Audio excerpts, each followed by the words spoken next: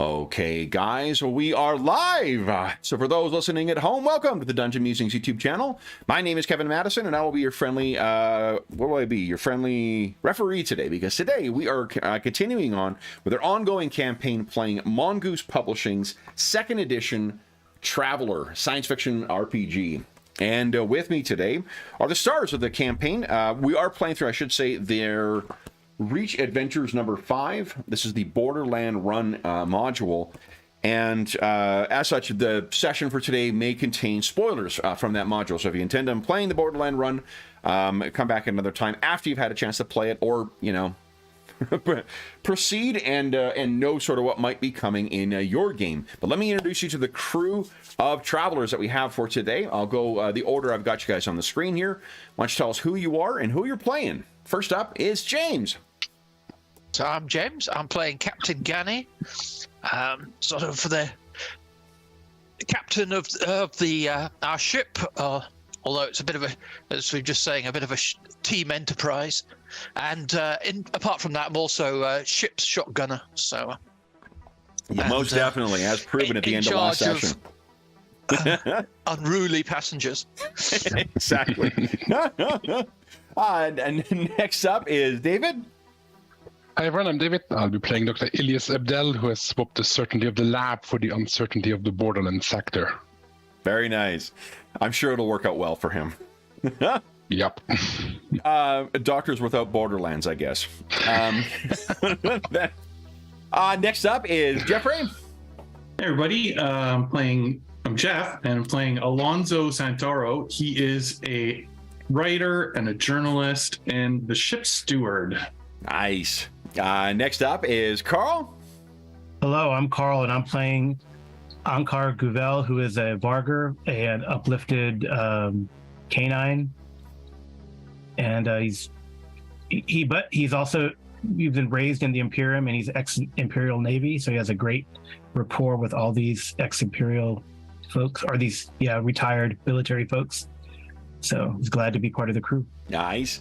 And last, but certainly not least, is Graham. Hi, I'm Graham. I'm playing Dane Loverick, a former Black Ops Marine. On the ship, I run the gym and I make the passengers nervous. I should say our resident Swedish translator, too. So then, guys, this is session 4 of this campaign. What happened last time? And I can bring us over to, hold on, I'm going to grab the order. I've got everyone's tokens right now. And let me bring it on over to our crew. Here we go. There we go. I guess I got the tokens all over the place. So what happened last time?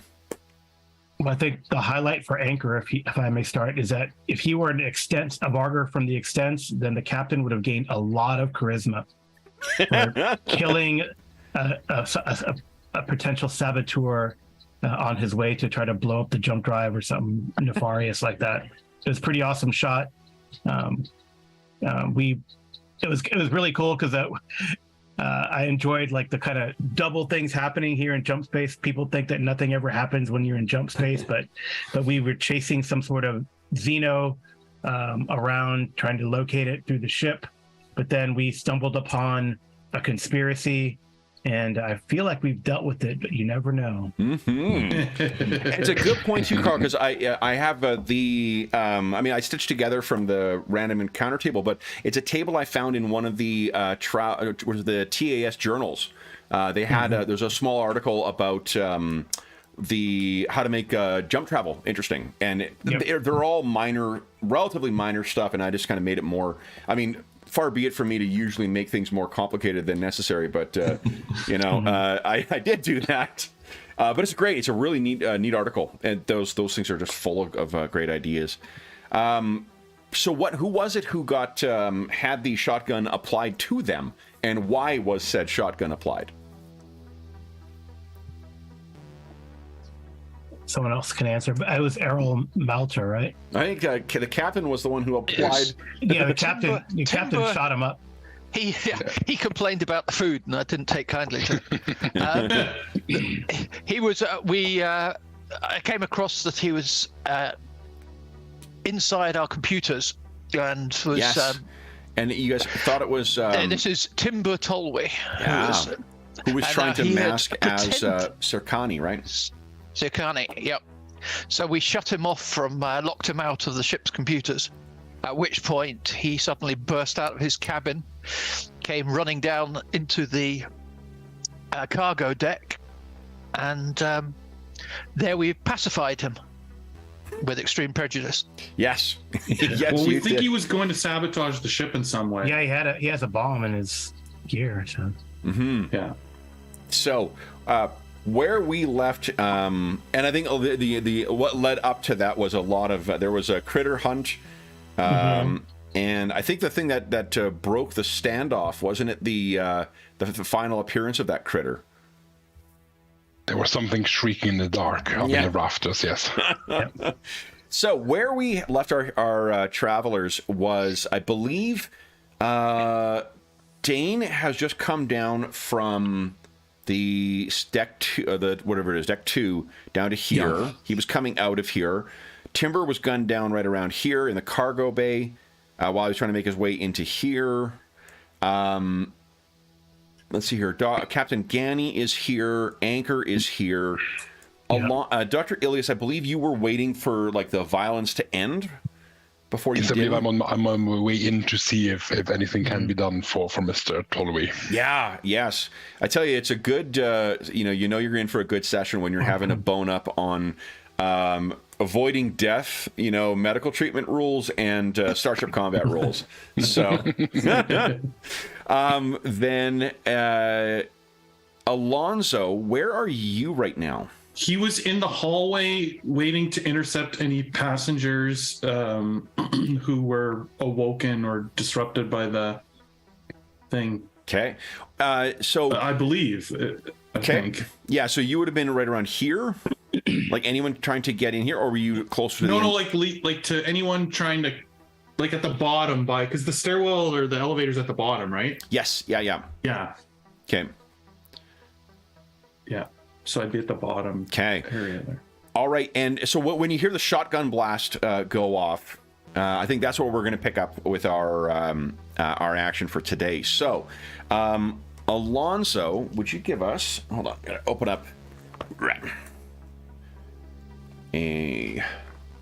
Well, you know what? There's no... no character sheet in here. That is... Here we go. All right. Would you give us a recon check, please? Recon is a kind of generic. Which I don't... Wait, do I not have recon? No, I don't. Okay. So I can just use my jack of all trades? Use your jack of all trades. That's right. Yeah. Okay. Oh, and before we do too, we're going to be, so for those listening at home, we talked about it after our last session, and we're going to play with a couple, like in a lot of our other games, we play with narrative metacurrencies. So we're going to make this game at default does not have that, but we're going to give a try to some other ones. We have some great ones that were suggested by Graham from Cepheus Engine that I think we'll use in the long term. But for now, what we're going to do is just use a generic luck mechanic. Everyone's going to roll 1d6. That's how much they will be able to, the crew will be able to draw on to modify dice rolls for this session. Once the session's over, we'll just re-roll next time. So if everyone could give us a d6 roll and make note somewhere of how, look at that, holy smokes, of how much luck you have. Oh, we have a pool, right? Yeah. For the whole crew? Okay. Yeah, maybe the steward could keep track of that. Okay. So 11. Wow, nice gun. That's sick. 12 and 9. 21 luck for the team. Okay. We can use that to substitute or re-roll like a boon, right? Re-roll I think you can just modify the result of the dice roll on a 1-for-1 basis. That's what we do in. Gotcha. Yeah, so Gotcha. like you can spend it to. If you so roll, like if you need an 8 and you rolled a 7. Exactly, spend one of those points to get it up. We'll see how that. I think that might be a little too much, but I'd rather err on the side of too much at first than make it useless for now. But what do you call it? And obviously, like that's within the limits of what your dice roll can be. too. So like if you're the most you can roll is if you got a +3 to it, the most you can get is a 15. You can't spend it over 15. You can you're within the bounds of what's possible within the dice results. So then what an 11, what you hear is the cabin for Miss Skier opens up. And she steps up, and what you can, I think you rolled quite well in your recon. She seems to have something concealed in her hand, like she's palming it in that kind of way where you conceal something up against your wrist. Right, but we do know that she's got military background, so I'm probably not surprised if she heard a gunshot to come out with some kind of a weapon. So Although I won't surprised, overreact to it. Okay, but I am surprised she's got a gun. Well, we don't know. You don't know what it is yet. No, she has it if it concealed. is, Dane, we need to concealed. have words. Yeah, really. Everyone's cracking more stuff up. I'm slipping. It's, Yeah. So I think I'll move to intercept, and I'll or move to her doorway. Okay. Miss Skier, So she's everything all right? Her face is all business right now. Yeah. And she says, "Why don't you tell me Crew have everything under control. No, nothing to concern what is yourself going with. on?" Well, we believe that there may be a saboteur on the ship. I'm going to carry forward your really good recon roll. You see her eyes drift very quickly to the left, to the cabin where Melter is staying, and she looks back at you and she says, "What's being done? What's happened?" Well, I believe they will have secured him by this point. I don't have a direct update yet. If you stay up here on this floor, I'm sure everything will be safe. Would you give us a persuade check, please? I don't think it's caroused. You're not like leaning against the wall. Well, listen, Yeah. No. Oh yeah. Okay, so she, kind of waits for you see she's processing whether to take what you're saying at face value, and then she says, "Very well, go. I'll await an update." She'll go find out. And we cut back down to the main deck where blood is spewing out of this guy from a bunch of different holes, and Dr. Ilias, you are running in. What has happened in the interim? This guy is down and is completely unconscious. So Anchor is there, Dane is there now, Captain Gani is there, and Dr. Ilias, you will have come running up. could I secure the target? So I want to sort of fleece the target very quickly for any devices, particularly anything explosive. And weapons. What's your recon bonus? I do have recon now. Is it recon or something else? And guys, if there is a different skill, incidentally, that you feel is more appropriate than what I'm asking for, feel free to suggest it. Investigate, we learned, can do a lot of that kind of stuff too. Oh, there we go. Yeah, see, there we go. Then... Yeah, investigate kind of is like to kind of to examine a room or a crime scene, right? So I think investigate or recon. Okay, in which case I get a 1 is my best result on that. Okay. So it's Yeah, I forget you can also use these skills with different attributes too. So like even streetwise also might be a one to kind of frisk, see where people will be hiding shit. All right, so a +1. All right, so with the cursory search, it seems like there's nothing else that this guy has. Yeah, he had a bag with explosives in it that Anchor had indicated to Dane. Right. Yeah. Pointed to him. So, Dr. Ilias, you're seeing Dane is going about with, if I may say, military precision. One thing I forgot too is that if any of you have tactics, one of you can roll tactics, and that modifies everyone's initiative roll. Because I know somebody's got some of our more military-focused guys. Excellent. Okay, so yeah, you can for when we get into our next scrap, we'll remember that you can roll tactics and then add that as a modifier for everybody's initiative roll that you're in contact with. Right. So he seems to be secure. Captain Gani and Anchor and Dr. Ilias, what are you guys doing? I'll approach Timbor and looking at Dane, go like, unhand my patient kindly. And sort of kneel down and going to full on just focused on, I don't know what he's done or what happened. I just said there's someone bleeding out and in need of medical attention. So I'll just sort of zone out and focus on trying to see if there's anything that can be done for Mr. Tolwe. Dane, it has, I believe, were promoted fairly early on in your career. So it's been a while since you've heard someone speak to you with the authority of a sergeant.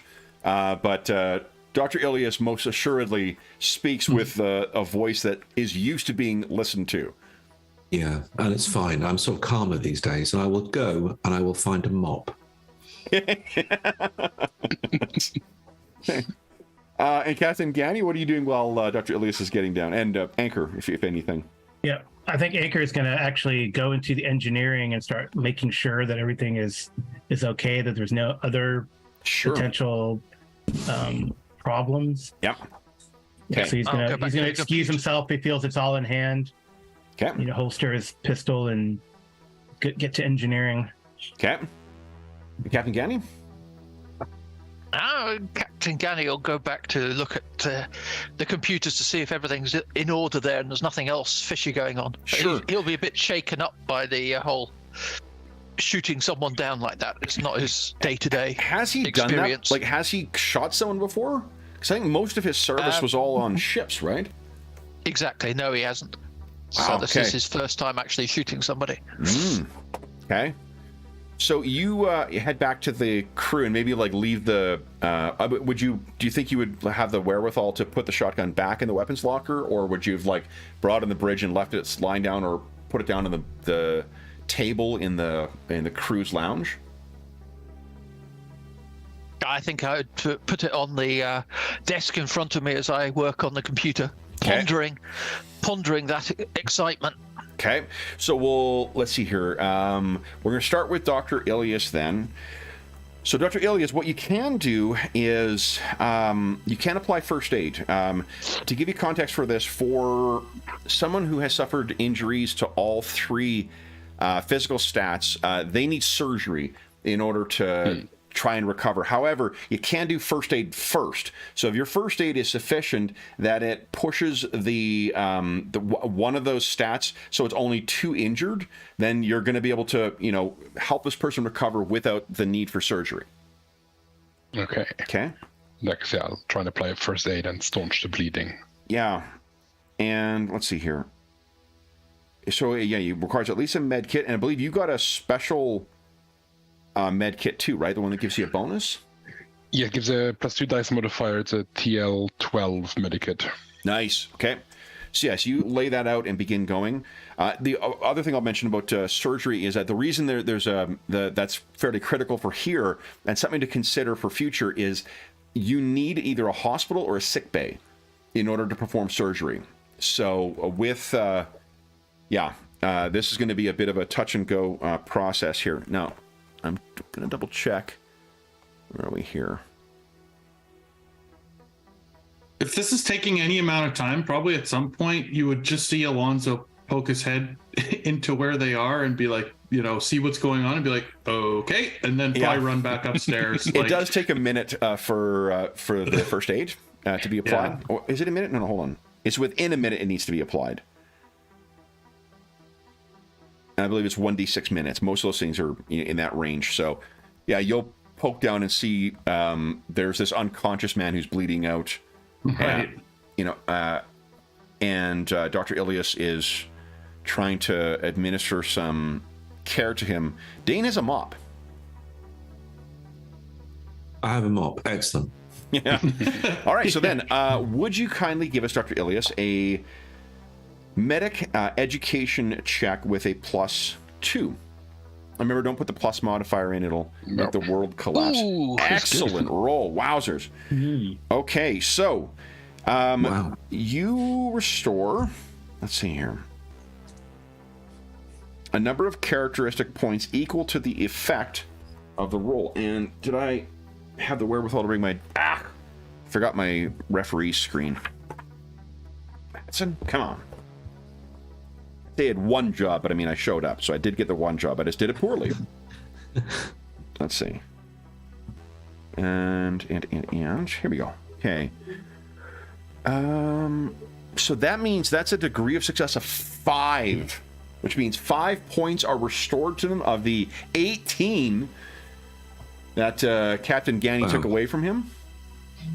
He is stable and will not require surgery.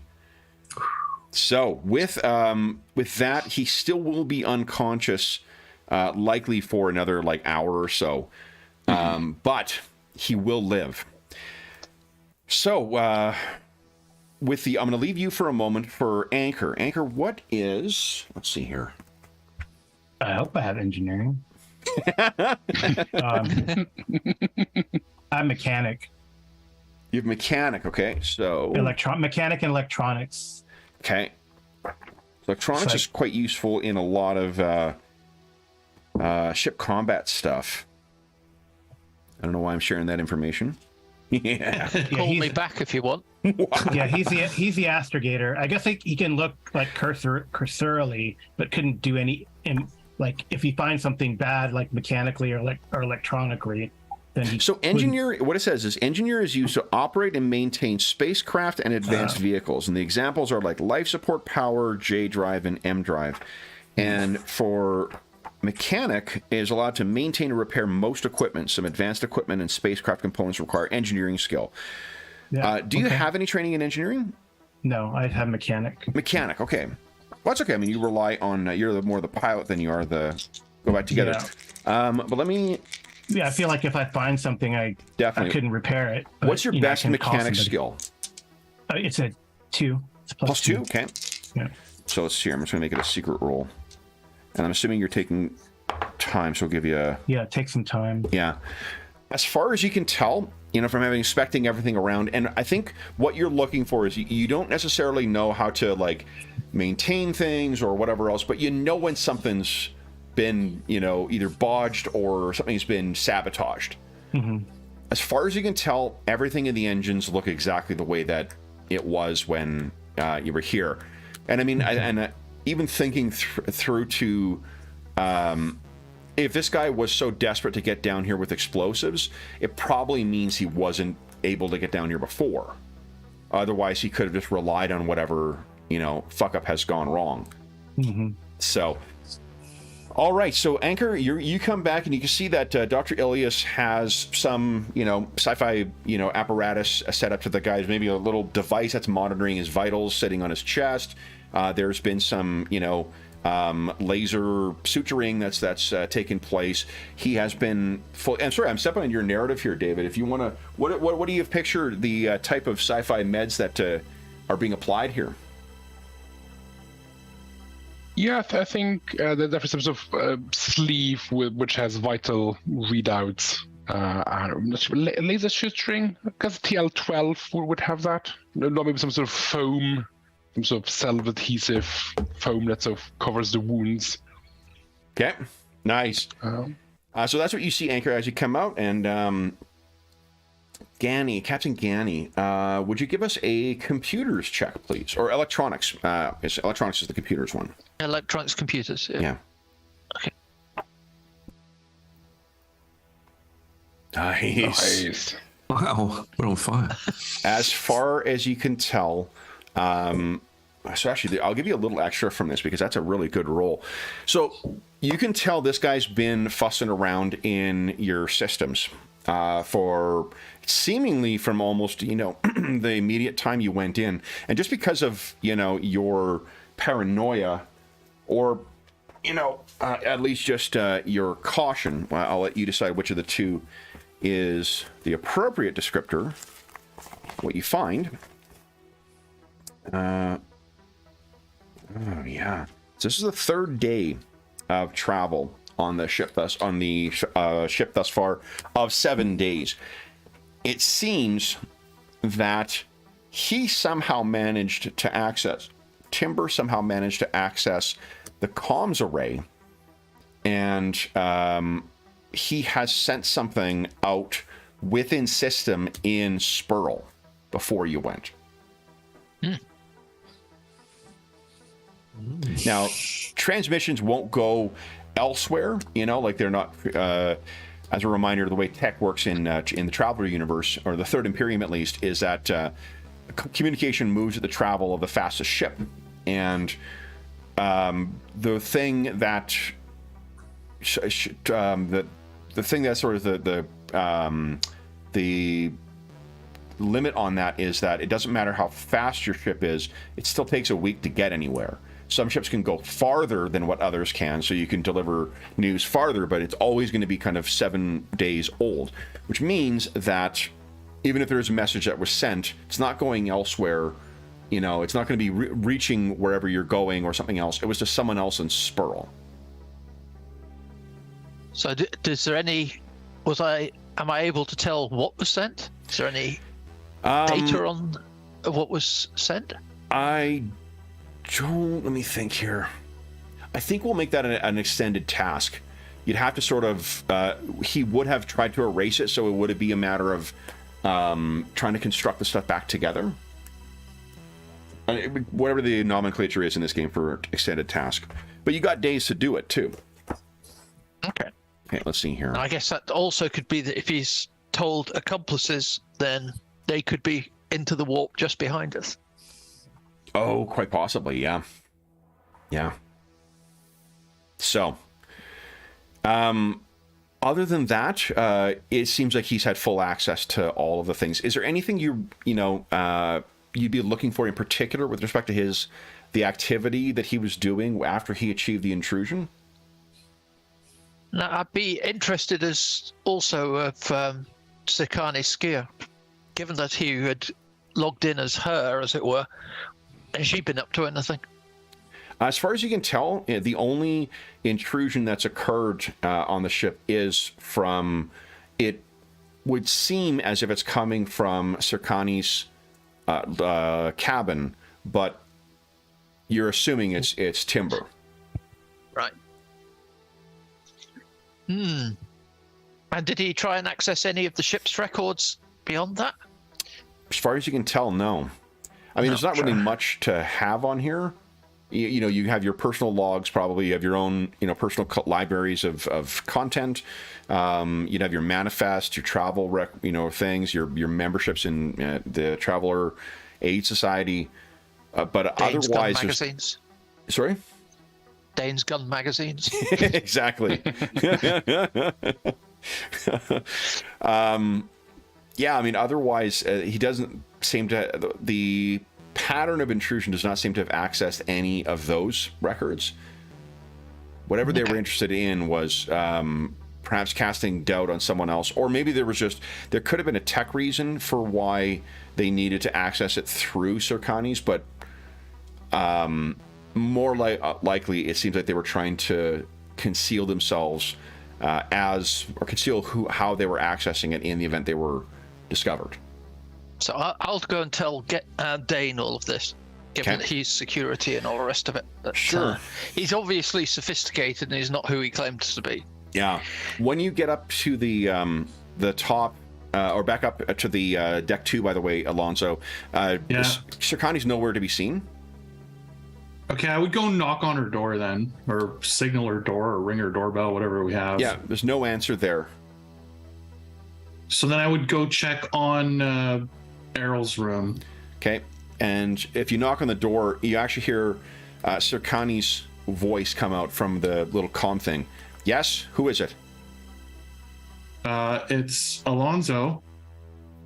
Everything okay in there? You hear the door, and she opens the door up. Yes, and Melter, he actually looks a little concerned. I think that for a guy who seems to, or has been presenting as if he doesn't give a shit about anything, he's sitting on the bed, contrite, as if he's being protected by someone. Yeah. Well, there was a saboteur on board. Lucky for you, the crew is made up of ex-military, and we've secured him before we think he could do any damage to the ship. We do believe that he was here on some kind of plot against you, Errol. So he shifts in his seat a little bit, and she looks back at him. She turns. Is he dead? Are they dead? They're stable. I believe our doctor is on it. There was a lot of blood, but I think he's alive. She looks back at Melter, and as if, there's kind of a wordless thing that passes between the two of them. And then she turns back and she says, I'd like to have a word with your captain at his convenience. I will inform him. Please stay in this room. We will. She's less concerned about hiding the combat knife that she has in her hand right now. Door closes, and you're able to... maybe I would actually say something. I'd say, you might want to not let the captain see that. She says, you've had a saboteur on board that nearly disrupted the ship. I imagine you're familiar with what happens if our the jump field fails. I would think he Alonso doesn't really know, but he'll just act like he does. It's kind of common knowledge. It's rare that happens. If jump field fails, you all die. Oh, I see. Okay. Yeah. Right. We'd be stranded out in the middle of nowhere. No. Dead. You die. Oh. Yeah. Okay. A knife wouldn't help in that situation. A knife would help if you're to protect from the person who's trying to do that to the ship, though. Yeah, exactly. So I think that's why I would say, I think you can put the knife away. Okay. You're not in any imminent danger. I'll be here when I have your captain's response. Perfect. Okay, so she closes the door. And you see at the end of the hall, Cassidy has her head poked out and is kind of looking, and Hobbs as well, Eldon Hobbs, likewise, has his head poked out. I would probably say, okay, everyone, back in your rooms for safety. Cassidy's eyes kind of narrow and then closes the door. Yeah. Okay. Hobbs complies immediately. For a guy who purports to be a lord or whatnot, he is used to following a chain of command, as it were. So he happily goes in and closes the door. Going back down to the injured would-be saboteur, Dr. Ilias, what do you want to do with this guy now? That's a good question. I'll ask for Dane's help in moving him to his... I think the only space we have is either his room or my room. And I think I would look at Dane and say, I'm not very familiar with these situations, but as a patient, obviously I want him looked after.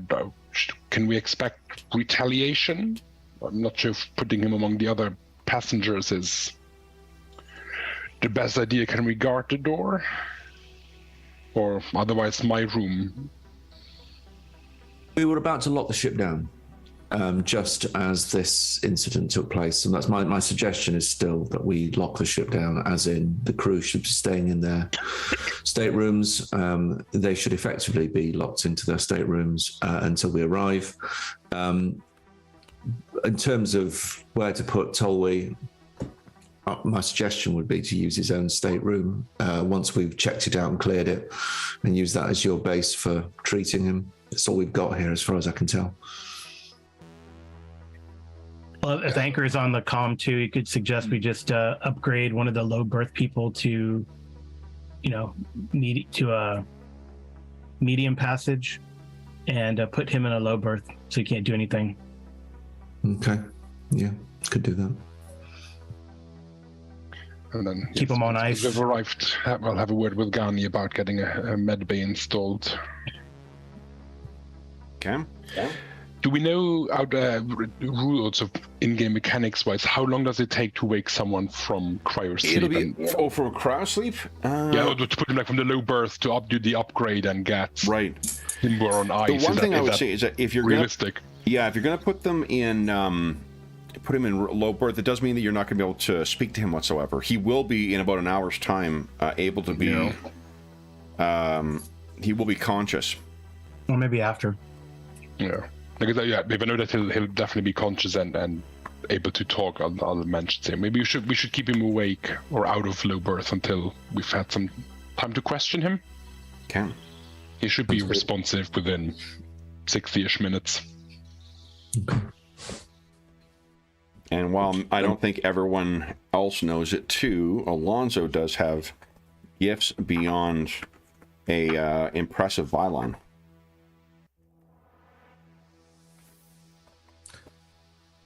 Oh. In what aspect? What do you mean? You're psychic. Oh, yes, right.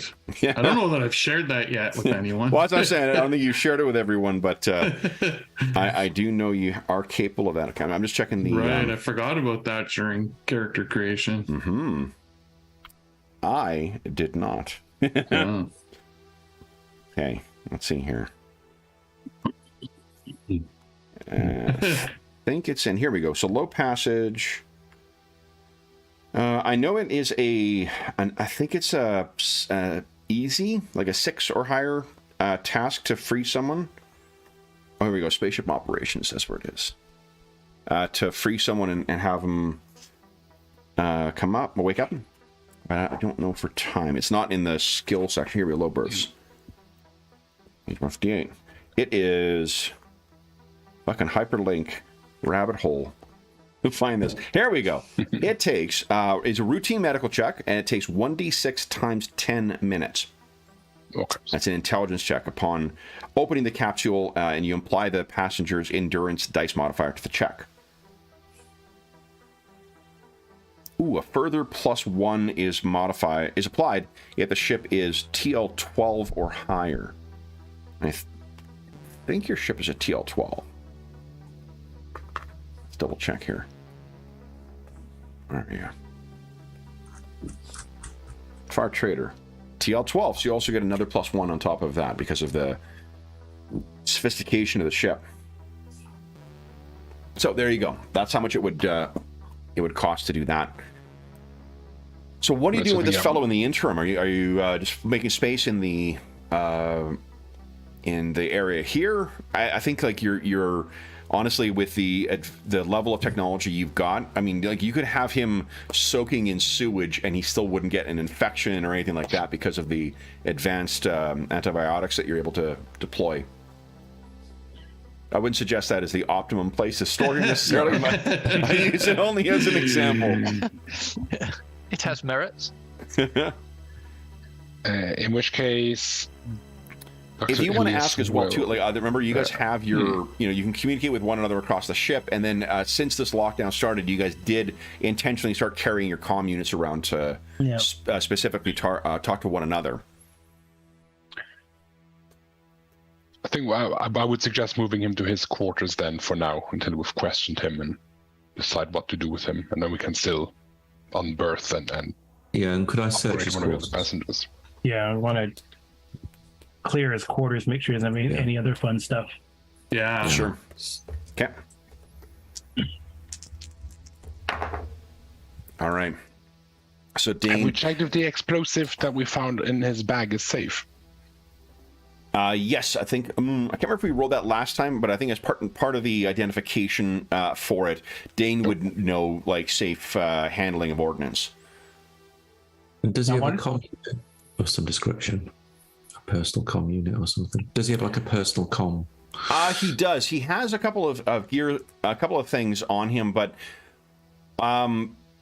is it Anchor? You said yes as well too. Is it both Dane and Anchor who are searching the quarters to kind of clear it out so that you can bring the patient up there? I can go up there and help with that if you want. So as you guys are going through, I mean, the thing that you investigate, right? I think the impression that you get is that I've actually rolled for it's a secret roll. So if there is anything that is hidden, I'm gonna keep it from you. Yeah. But what I can tell you, you did get advantage on it or a boost on it because of the help. What you get the impression of is that, like, on a cursory look, this guy looks like he's he is set for travel or whatnot. But what is absent? You think that you do find a comm unit, Dane, but Anchor, with your mechanical skill, like, it appears to be it's like a brand new comm unit. I do have electronics and comms as a special. Oh, nice. Okay, so yeah, So the combination of those two, like you're able to look at this thing, like this is a fresh out of the packaging kind of, a thing. There are clothes that are in here too, but a lot of them seem to be very new. So everything seems to be relatively new. The luggage itself also seems to be relatively new, if not brand new. And there's just not anything that is... there's nothing in here that seems to be a long-term keepsake, right? Like there's no there's no pictures of friends or family. There's no so he's clean. He's clean. He's not traceable. Yeah, or it's like burner stuff. That's precisely it. This is the traveler equivalent of someone who is traveling under a false identity, and a very very thin one. Yeah. Okay. What you also find as you go in is that there is what you did not spot on the scan before, or when you inspected it before. There is a false bottom to one of the pieces of luggage, which seems to have been where he had his bag and his explosives and whatever else. Damn it. You also find the effectively like the hacking unit that he had. It was still out and active. He didn't have time to clean up his work, before he got that. So, yeah, we could inform the captain of that if he wants to take a look at it or go through it. It will be something you guys could also keep as well. I'll figure out what the equivalent is, but it would be effectively like some hacking gear that you could make use of. Yeah. I guess it's kind of illegal though, right? I'm not sure about possession. Like you wouldn't be able to necessarily carry that around on high, like on Spurl. It's such a high law world that you probably wouldn't want to carry that around there. But possession of it on your ship is not necessarily a crime. Yeah. At least generally speaking. But we're talking about theoretical crime more in the Trojan Reach. The Trojan Reach. Remember, there's no real authority here, so. If someone tells you not to bring it on their planet, probably don't bring it. But there are plenty of planets where no one would have any issue with you bringing that. Yeah. In my experience, needs must anyway. So. So then, having found all that stuff, any thoughts? Or any? Does that change your plan to bring him up here and secure him in here?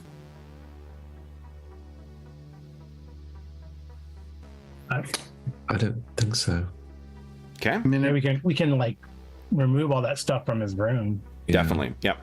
Yeah. He's very clearly an operative, so he's operating on the behest of somebody else. The other alternative would be to defrost one of the low berthers, give them his Tolwy's berth, and pop Tolwy into the cold berth. Yeah, I think we want to do that after we interrogate him. Unless we have the other thing, if we really wanted to make it totally clean, if there's an empty shipping crate, we could interrogate him in there.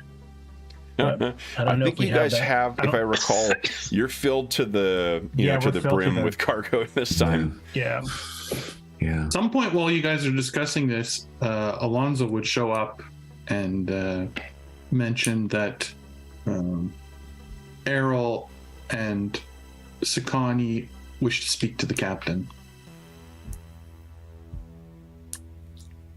I mean, Alonso's in charge of the accommodations for guests, as it were. So maybe like you prop your head in, you can see them packing up all this stuff. Yeah. And I think you're quite skilled in electronics computers too, right, Alonso? Oh, yeah. Yeah, so you would recognize the type of device that they're packing up as this hacking, unit. If you guys wish to keep the conversation amongst the crew and not the passengers, you could have stepped inside, activated the kind of the wall comm unit, and patched in the captain and the doctor, so you guys could all discuss this contemporaneously as all this is going on. Yeah. Mm-hmm. Yeah. So what are you guys doing then? We want to question him before we stow him, or do we question him once we get to Argo now? I'd like some answers now, but I don't know how talkative he will be. Yeah, I think we should question him. Does the captain let us know that he also communicated? Sonic Yep, communication. I'll let you all know what I came across. So he might have company. How do you phrase that, Captain Ganny? I'll say I'll tell everyone that he told we had got a message off the ship. I'm still working on what it was, but logically, it's either somebody on the planet or it was another ship that was following us, so that they know when we entered jump space.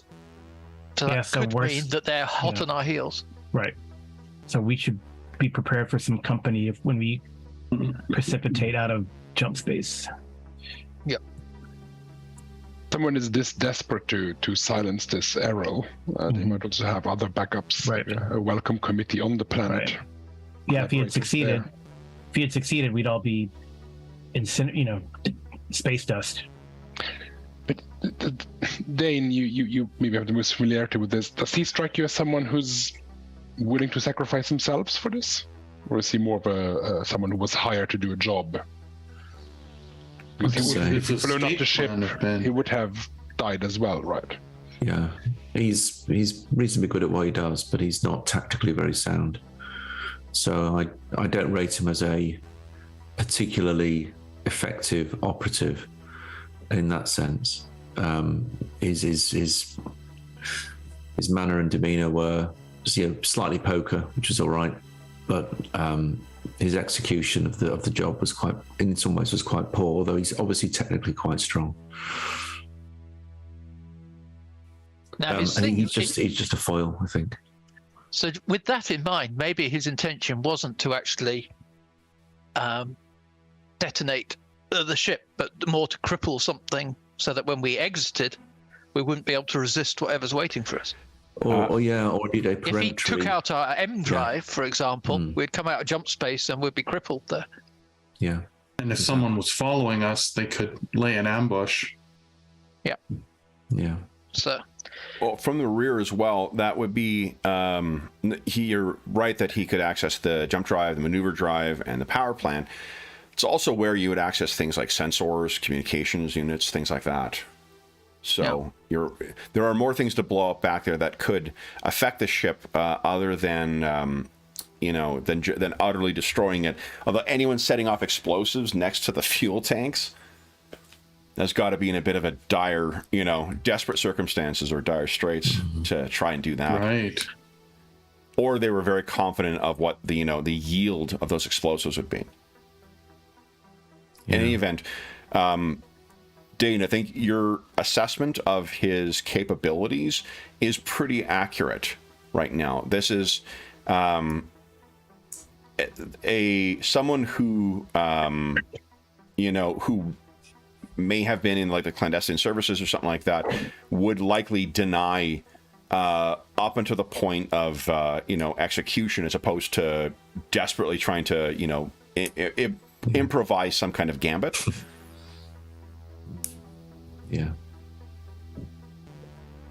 Yeah. So nevertheless, he may have knowledge that would help us or be interesting to us. So, what are you guys doing next then? Captain, are you going to speak to them?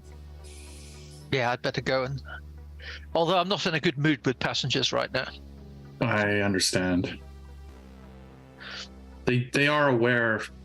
They are quite aware that this threat would be to Errol. All right, so I guess I'll go and have a word with Ms. Skier. Sure. Do you want to have a word in their quarters, or do you want to bring them down to your lounge or somewhere else? Yeah, like I can. They're locked in Errol's quarters at the moment, but I could escort them down if you would prefer to speak to them. Or the passenger lounge. There's that lovely tiki bar there. Yeah, I think the passenger lounge.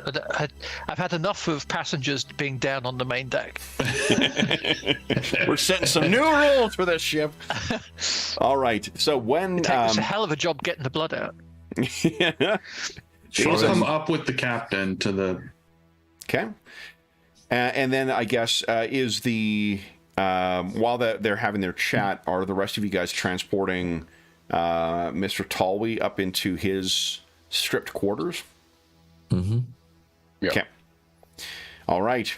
So I'm assuming that's not happening at the same. This isn't the like proverbial open the door and you see two goons transporting a body. Carrying a body.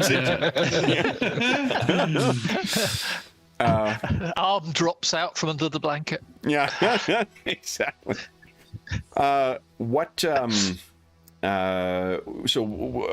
guys are able to transport him up there, and Dr. Elias, you've got him stabilized. And do you wish? I imagine they're probably in there. Melter and Sirkani are in there before you arrive, so you can make your proper entrance. So as you come in, Melter stays sitting and curiously does not have a drink. Alonso is in there with them, but when you come in, Sirkani stands up with almost military, precision. He says, "Captain, we have not met. I have not had an opportunity to speak in detail. I am Sirkani Skier. I am." And she looks back at Melter, a security contractor with PRQ. Well, I've been given information by Alonso and Dane. Indeed, something of your background. So she you looks over at Alonso. Connected with Tolway? She seems a little, because she didn't volunteer any information to Alonso. Right. So she kind of looks over at him and looks back. And sorry, James, I spoke over you. No. Well, I'm not very good at special ops anyway, so that's a. So you seem to be associated with this Tolway. I'm sorry, I seem to be? That's a hell of an accusation to make after your crew allowed a saboteur on board. Maybe we can save the accusations for when we arrive at our location, if we do, and we can discuss your incompetence in that. Oh, my! You seem to have gotten off on the wrong foot by accusing her of being with the saboteur. They're with the same company, aren't they? He has identity. If he has identity for traveling with it, I can assure you it's a false front. I have no particulars of proof for that, but I'm certain we can, once we have access to PRQ archives, I can confirm whoever that person is not an engineer with PRQ. It is lucky for you in my incompetence. I noted that Tolway was impersonating you in our computer logs. Well, as you say... Otherwise, you'd have been in the brig. Well, I'm not sure how advertising your potential incompetence would have benefited the situation, but perhaps we should save our accusations and insults for when we arrive. I understand that the saboteur is alive. He is. And do you intend on questioning him? What goes on my ship is up to me. Captain, are you familiar with the reach of PRQ? You've just told me he's nothing to do with PRQ. So That's it not doesn't what my seem to question. be any concern of PRQ. I can see that you're a man who is very easily confused and distracted, sir, so I'll ask you to focus on only what I'm asking you. Are you familiar with the reach of PRQ? It's a major corporation. And you're familiar that PRQ can both make and break individual contractors like yourself? I offer it not as a threat, nor an incentive, only as an observation. I can tell you that it is, and she gestures back, it is of great value to PRQ for this man to arrive safely at Argona. And if there's something that is interfering with that, or potentially interfering with that, it is incumbent on me to understand what that threat is. Your cooperation in this, by allowing me to participate in the questioning of your captor, will be seen as a friendly gesture by PRQ. Are you taking my meaning now, sir?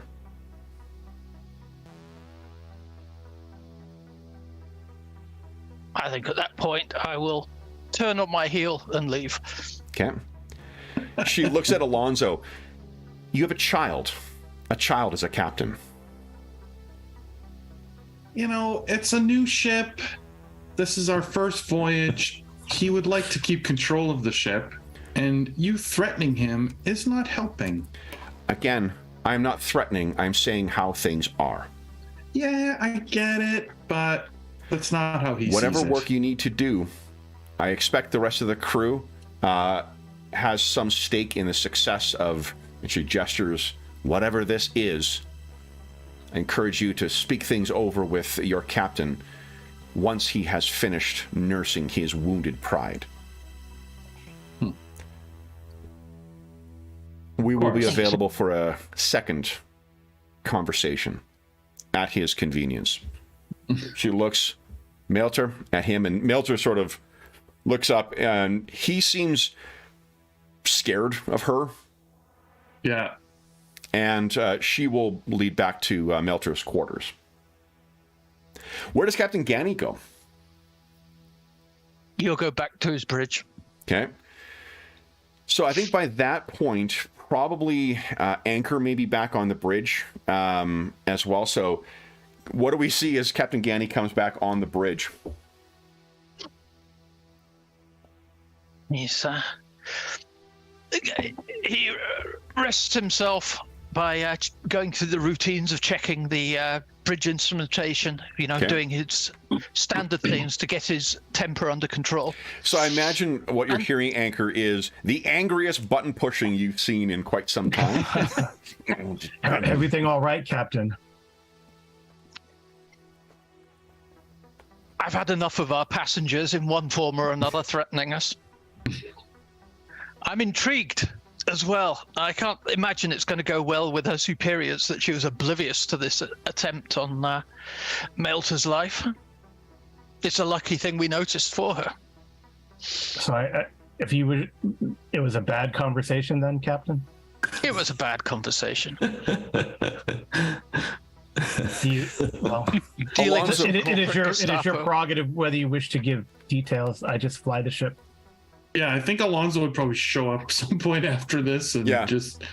I'll have a She's- good old rant at Anchor. Yeah. So you come Anchor in will mid-rant, calmly Alonso, say- like, what the fuck? I think Dane and Dr. Ilias, once you've, I guess, unless Dane, do you have any kind of, are you keeping watch on anybody, or would you rejoin the crew? I'd rejoin the crew. Okay. So maybe you guys all Where's- come on and So where's our prisoner? secured and unconscious for another, or sedated, I should say.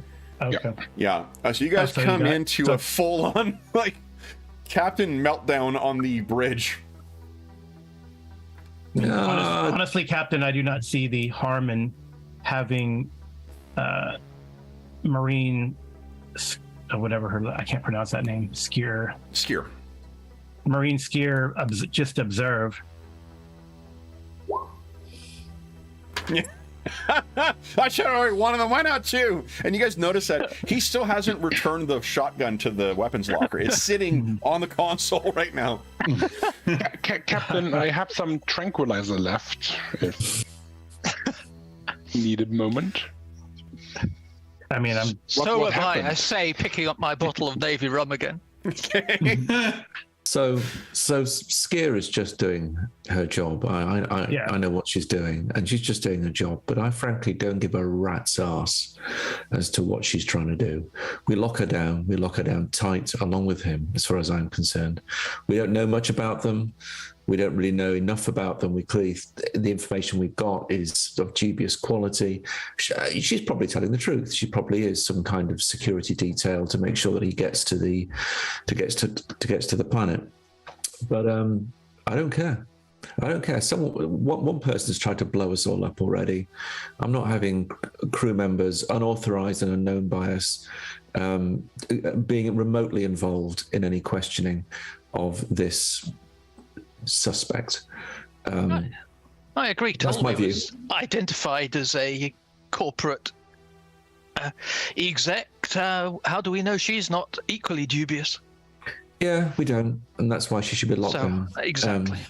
Well, I would add that this was obviously a corporate-based attack, and we are simply getting sucked into it. Cheetah don't know where it's code. from. RSS I don't know where it's assassins from. don't miss.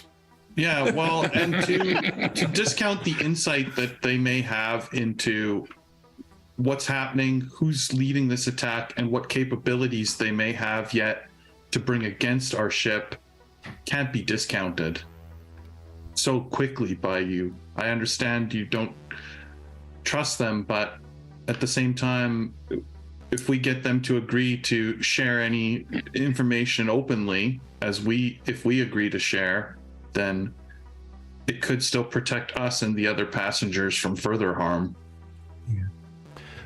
Let's quickly talk about what to expect when you drop out of your jump.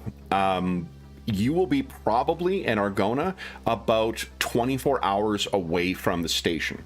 You guys are aware that the station is the location where the only real defense against pirates or any kind of other raiders are the missile defense systems that are on the station itself. They don't send out patrols. You may luck into an Imperial patrol going through there, but you will have a fair amount of time where you will be on your own. Now, I don't mention that. This so you all understand what it is that you'll be dropping off to when you get to the very edge of the Borderland sector. Subsector. Yeah. And I'm right in saying our ship doesn't have any weapons. That's right, isn't it? I just seem to vaguely remember. It's something that Dane may has mentioned once or twice daily. Not even sandcasters to try and defeat. If these are enemies of, sorry, what's the acronym for their PRQ? Oh, PRQ. If these are enemies of PRQ, they may have intel on them that we don't currently have. Are you willing to take that risk, Captain? She seems so far to have been fairly clueless. But I'll leave this to Dane. That's his area. Yeah, okay. So long as I don't have to deal with her anymore. As long as I'm not talking to her, I don't care. He says, racking his shotgun again. There's a real argument that none of this is our business, right? I mean, it's our business in the sense that we're in the middle of it, but in the sense that, you know, the relative merits of Malta, the relative merits of the corporation, the relative merits of PRQ, you know, we can dance pretty around it, but at the end of the day, we're here to come and do a job, and our job is to get them to the planet, and that's all we're doing. I don't know. I feel a bit nervous about letting some kind of other corporation muscle in on what we're doing. It's just, I'm used to not having to deal with that, really. I usually do the muscling, you know. And by the same account, there is no need to unnecessarily piss off PRQ. Well, but we could do this in a way that PRQ just wants Malta delivered safe. Right. We don't have to. When we get to, you know, when we get into real time, then we can contact her superiors, right? Yeah. And give them the information and just say that she was a suspect, and we could play dumb and say, because, you know, Tolway kind of did like implicate them in the plot, right? So for their own safety, right? So we'll just chalk it up to, well, we have precautions. We'll talk to your supervisor when we get to, you know, Arcona system. So you guys understand the way it would work as well. It is very unlikely they would take your word over one of security specialists. You're free to do that as well, but just remember, think, you know, Cyberpunk's Shadowrun style megacorps as opposed to, you know, I mean, I was gonna say modern day corporations, but that's probably not an unbiased, you know, I forget we live in a dystopia, so so I know we mentioned that, like, you can absolutely try that, and like there are circumstances where if you've got overwhelming evidence or something like that, you could definitely try and sway things in their favor. But these are profit-driven, you know, monsters.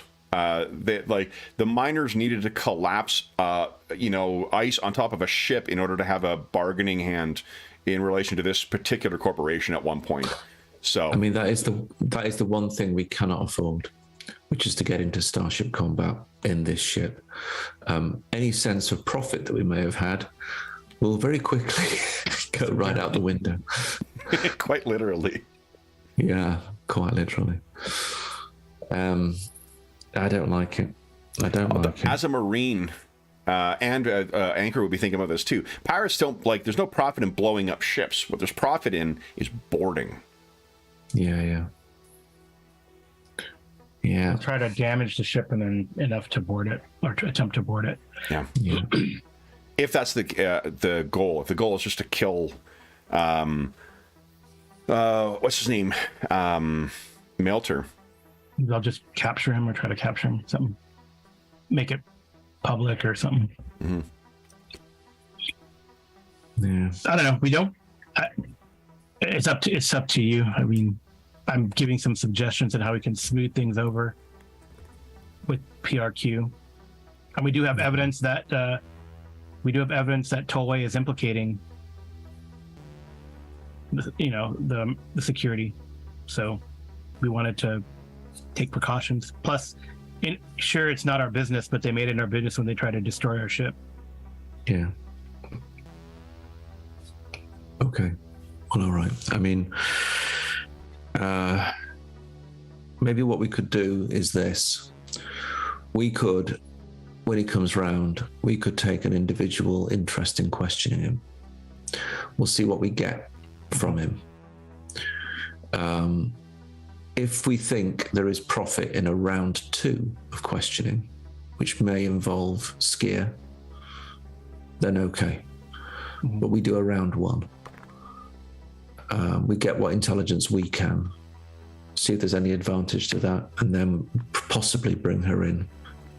But only under very particular protocols, which I'll have to define to her. What do you say? I'll go with what the group decides, but I feel as though we are not taking into account that the information we can gain from PRQ and its security operative by including them in this questioning. It's not just what they gain from the interrogation, it's what we gain from having them Their around. involvement. Okay, all right. On that basis, let's do that. Dr. Ilias, do you have any science in chemistry or biology? I do have chemistry. Because what you've been thinking is, let's talk about interrogation. Obviously is beyond your scope, but with a TL-12 med kit, you may be able to, kind of improvise, not necessarily a truth serum, but something that will make him more inclined to speak.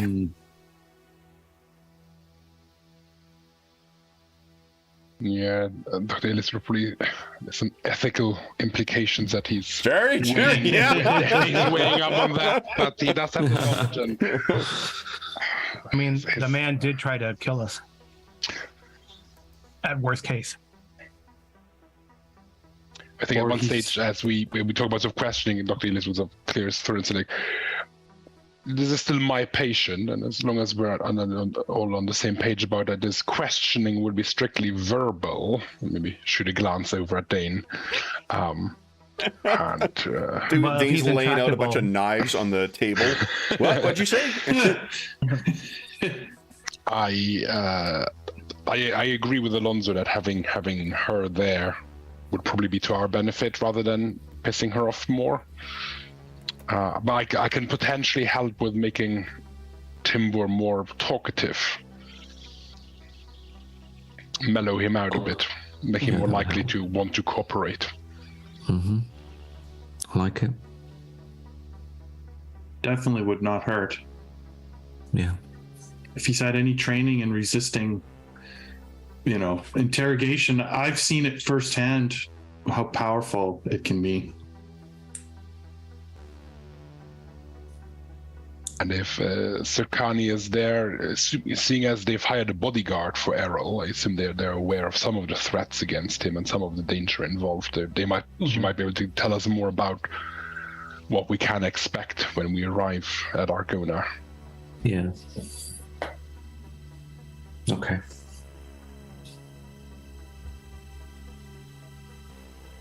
So what are you guys doing? Dr. Elias will go off to prepare a mild, not the truth serum, but something that will make him nice and mellow and want to cooperate a bit. Okay. Why don't you give us let's see here, I think a science chemistry check, please. I think Dr. Elias will see this as helping the patient in that it'll make the questioning less stressful for everyone involved and won't, the threat level and all of that can be kept down. Yeah. Now, we do have 21 points of luck that you have access to. I would like to use some of them. Yeah. I would like to make use of some of those points. So we have, I think to get that, that'll probably be a 10. You do have access to lots of different drugs that would do that. What I'm picturing is that an 8 is where we're basically use the rules for task chains. Here we go. Where is it? Where is it? Task How chains. much luck do we want to spend? So right now it's a with a 10 would give you a +1. If you spend 11, or you got an 11, that would give you +2. If you got a, let's see here, it'd be succeeding with a 12 or more. Can you get to a 16? Cannot. No, cannot. No. 15 would be the highest you can get to. Highest is a 15, yeah. Yeah, so basically if you spend 6 points of luck, you can get that to a +2 to the... Yeah, I say we do it. This is probably the most critical thing we're going to do today, maybe. Yeah, I think so. Okay. Okay, so we have 15 luck left. Okay. And so you've got something fabricated in. Am I right in thinking there's both a little bit of pride and a little bit of shame in having achieved this so quickly and so effectively? Yeah, I'm just too good at this. There's an element of this is why I was kept in that lab for so long doing all of this interesting research, but then realizing it was used or misused. We've all got parts. Yeah, he'll come back out and have the syringe ready, or I assume they have this sort of fancy Sci-Fi. Yeah, the applicator kind of thing. Sure. Yeah. Who is participating in the interrogation? And if you are going to include Skier, how do you go about telling her?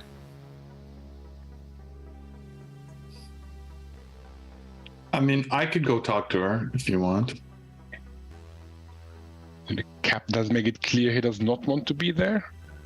I think Dr. Elias will be there as a supervising, applying. He wouldn't necessarily ask questions. I guess Alonso, Dane, and Sakani. Yeah, I think I'll go with you, Alonso, if that's okay. Yeah, well, I meant to go talk to Sakani and let her know. I'm not talking about being there for the interrogation, unless maybe I will, but maybe I'll keep an eye on Sakani during the interrogation. Yeah, me too. Okay. Well, aren't you doing the interrogation? Oh, am I? It is a persuade. Interrogation is is a contested persuade check. So it's not really my thing. I just go and kill. I just kill people mostly. I mean, I guess I have a good persuade. And of course, you guys have access to tech too. So if Anchor and Captain Ganny are not going to be there for the interrogation, you can certainly listen in on the comms, and you could communicate with. I think Anchor picked up the comm buds for you guys, so you could put questions and whatnot in the ears of your other crew members without actually being present. Well, and maybe Anchor, you want to stand guard outside the door while the interrogation's happening, so you're close by. Okay. Okay. And with the earbud or the comm bud, you'd still be able to participate in planning or asking questions or follow-ups or whatnot. Captain Ganny, are you on the bridge then? Yeah, I'll stay on the bridge. Okay. All right. So then, with you guys heading up, it is an application of 2 medications. One to, bring Timber up from, or whatever his name is, up from sedation, and then a second one to apply a bonus to the persuade. If anyone else who's present wishes to try and assist in the task chain, right now we got a +2 coming from the medication. You could try and roll that forward into an even better success before Alonzo makes the contested persuade. Dane, I think you're present there. If there's anything you think you could do to try and assist in that task, or are you just going to stand by at the ready? I think more on eyes and ears. Okay. So you knock on Alonzo on Milter's door once again, and Sakani again answers, yes? Well, we've had a discussion as a crew, and it's been decided that we will allow you to participate or be present in the interrogation. Shame. So you hear the door, slot, and then she opens it up and steps out. Good. But as we are being open with you and sharing in our information and our investigations, we would ask that you be honest with us, what you know of the threat level and the organization or anything we learned from this man that would be a danger to the ship or the other passengers, as it is our job to safely protect them during this journey. I would intend nothing otherwise. We're all in the same pot. We'll cook together. Excellent. If we have an understanding, let us begin. This is my... She nods to Dane and looks at the doctor. Yeah. The doctor has prepared a medication for Mr. Talloway that will help us to gain the information we are after. She looks and... Doctor, curious. I had heard your...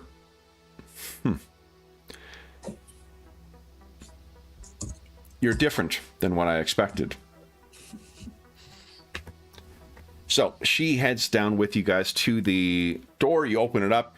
Timber is sleeping soundly. How have you secured him to the bunk? And we don't need to make this too difficult. Like there may be metals, like what do you call it, like plastic straps or whatever, kind of zip tie type things. Yeah, that's what I'm imagining. We've arms are secured, or even like some straps that we use to secure the cargo in the under storage. Okay. Something way too tough for a person to break. Sure. Okay. All right. So with the application, with all of you in there, and with the application of what Sir County can tell you is that we did not know that he would be traveling on the ship, and you guys may remember, I think he was a relatively late booking for you as well.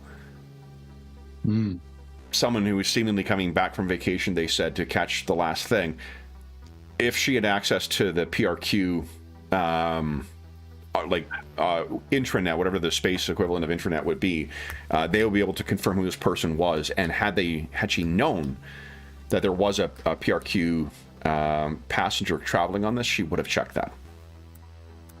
Of course. So, and I think as you guys are going down, you can hear Cassidy trying to test the door. Hello, Alonzo.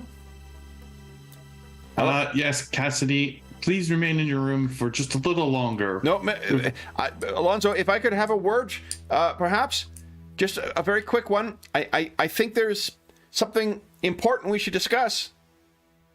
Oh, I send everyone else into the room because Dr. Elias has to administer the drugs. So I say, just a minute, I'll be right there, and then I'll go speak with her. Okay. So you step in, and she is... I think almost vibrating with a need to know what the hell's going on. She has that insufferable keenness that young, like highly capable young people can have. Right. and just like, what's happening? I heard gunshots. Well, yes. I see you have Miss Sirkani. I heard someone being brought in as well. What's going on? There was an incident, as you expected. Someone on this ship was not who they said they were, and we have secured them. It was her. No, it was Talloway, actually. And we are going to speak with him now. You have to let me come. I'm sorry. I understand your journalistic nature, but the security of the ship is too important right now, including your own life. But so I might please. have. There are things I haven't told you yet. You know about. You've got a Dranaxi noble on board this ship. And I told you. If you've got saboteurs on here, this may not have anything to do with PRQ. It may have to do with the king's desire to disrupt the region and then seize control to recapture the glory of the Sindalan Empire. Mm-hmm. This is what he's intending to do. You think this may have been a target? You think that Eldon may have been the target? I think that Eldon may be the mastermind behind this. Well, I take it he is not the one who was the saboteur.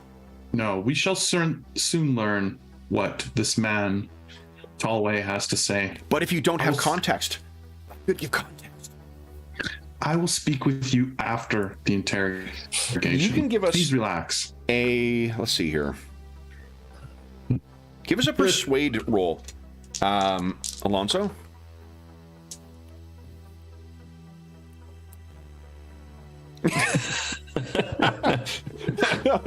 The captain's on a roll now. Let me just shoot one other crew member, okay? Or another passenger. Just one. Okay. All right, so that's the roll's not great, but she rolled worse. You're pretty sure she doesn't have any fucking clue.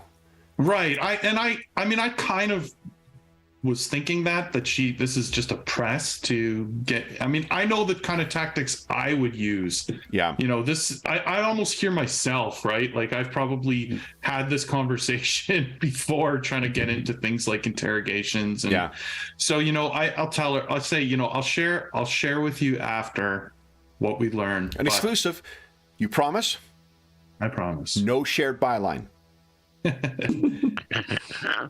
You can just mention me in the article. She shoots her hand out like she's trying to like get a kung fu chop off. Deal. And I'll shake her hand. Okay. So shaking her hand, you leave her and you rejoin everyone else, which brings us to our mid-session break. I'm going to take our mid-session break now, and then we will come back and see what information Mr. Tallway might have. So for those listening at home, we'll be back momentarily.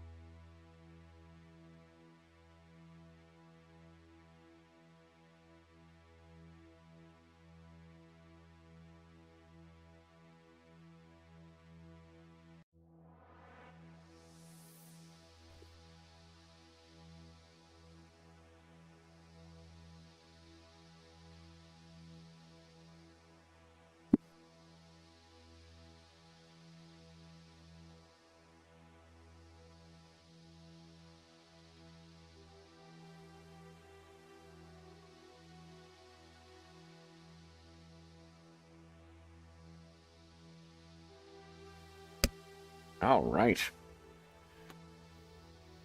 So. Here we go. Slowly, everyone. Hey, everyone in chat. Hope the weekend is treating you well. For those who celebrated, happy Easter.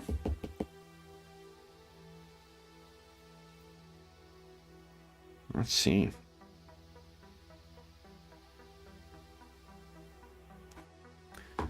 All right.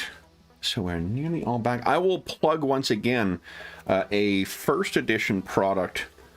First edition Mongoose Traveler product that I fucking love. Supplement 7. 1,001 characters.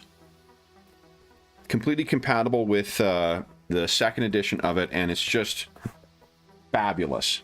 Even if you don't use the names or whatnot, even for you just use the stats, but for an example of the variety of characters in here.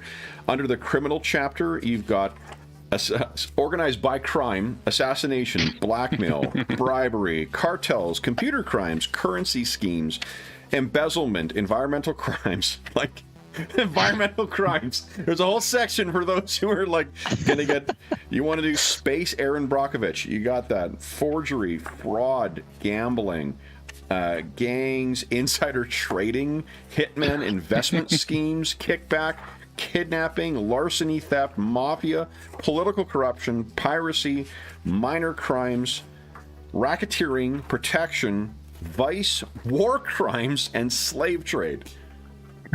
That's one chapter out of the, like, however many chapters there are in this. It's just an awesome product. Super handy for the lazy referee. Okay. Then, oh, actually, Anchor's keeping a watch outside, so I guess we can actually start your interrogation. So, oh, thanks, Bayru. Hold on, Bayru, the Bayru. Sorry, my eyes are not what they once were.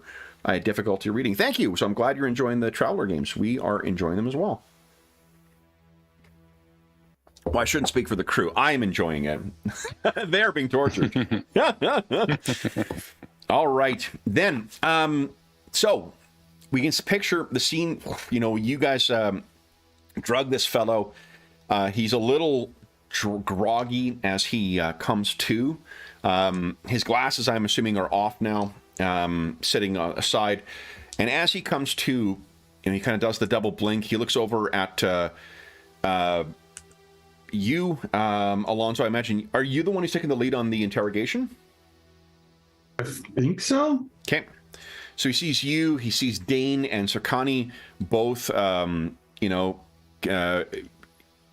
adding the same kind of energy to the room, as it were.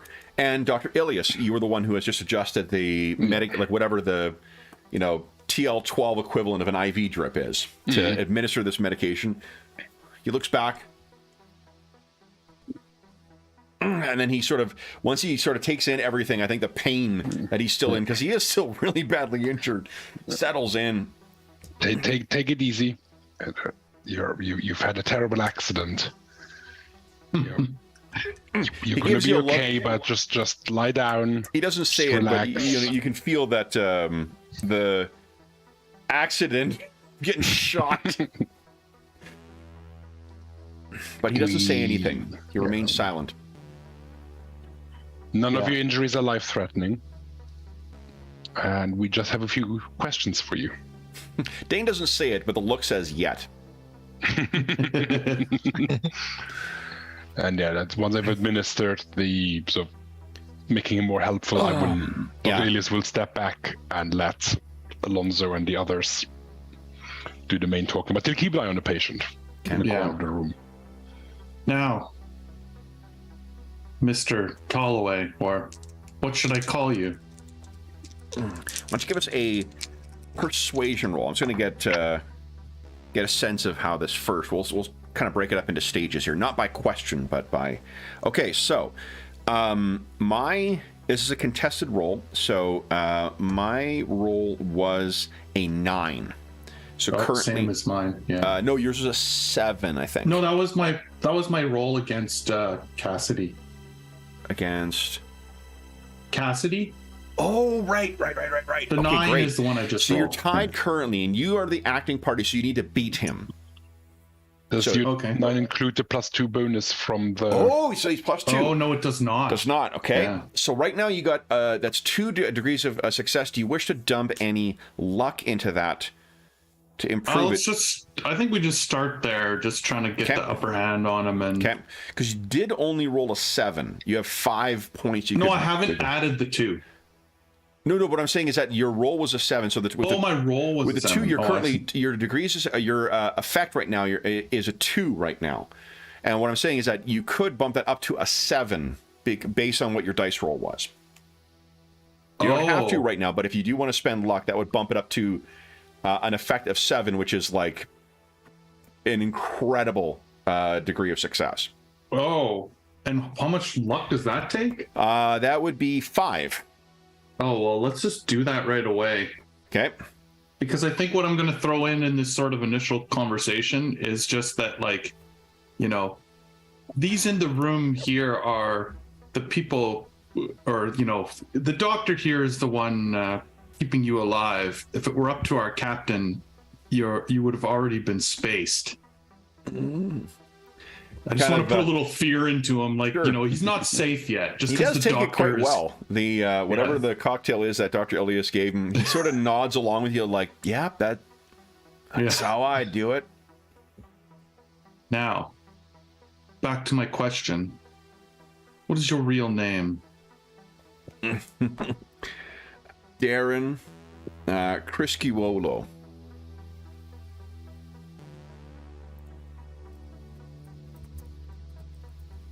Apologies to any Wolo.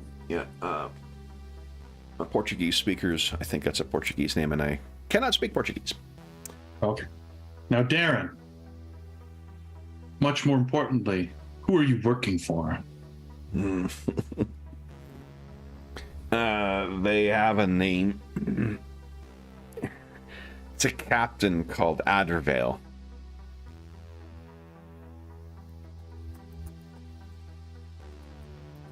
Now, Anyone could give a streetwise check. The difficulty of this is going to be quite high because it's hearing about one pirate in a lawless sector of Right. space, but you never know. So, does someone want to take the lead on who's in the room? what is the role? I will tell you, Skier would grant a boost to anyone who's listening in. So it'd be Dane or Alon. I mean, to be honest, anybody. You guys are all on combuds, right? So who's got the best streetwise here? My streetwise is a 2. That's probably it. That's probably it. Okay. I've only seen Ivory got Tower nothing, I've so got far. Yeah. Okay. And I mean, I probably read the most too about the sectors and stuff. So Sure. So why don't you give us a streetwise check and you get a boon out of that? Look at that. So that's actually a 12 because you get the boon is higher than the 4.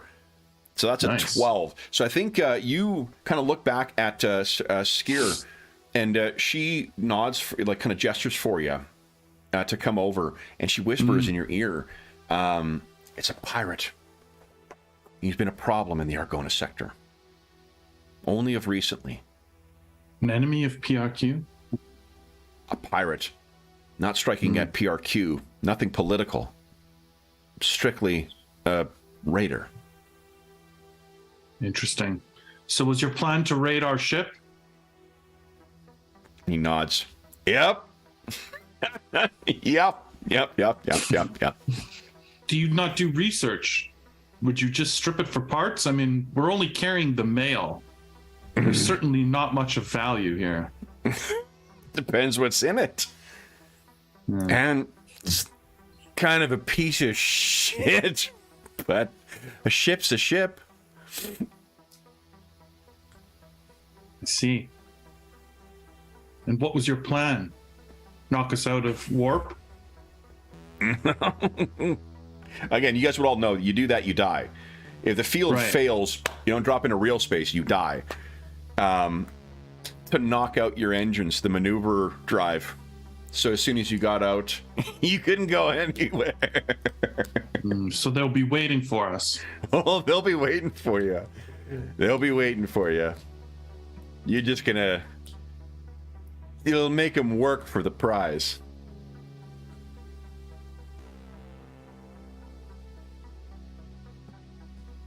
I don't think this... I don't think this piece of shit is gonna outrun... the...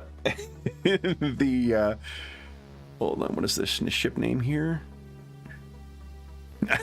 Don't think it can outrun a fiery class. And you guys would know a fiery class is anyone who served in the military would know, in the Navy would be aware that it is a gunboat. And I can share a picture of it. Oh, you know what? I don't need to hold up a fucking book because I loaded something. Give me a sec here.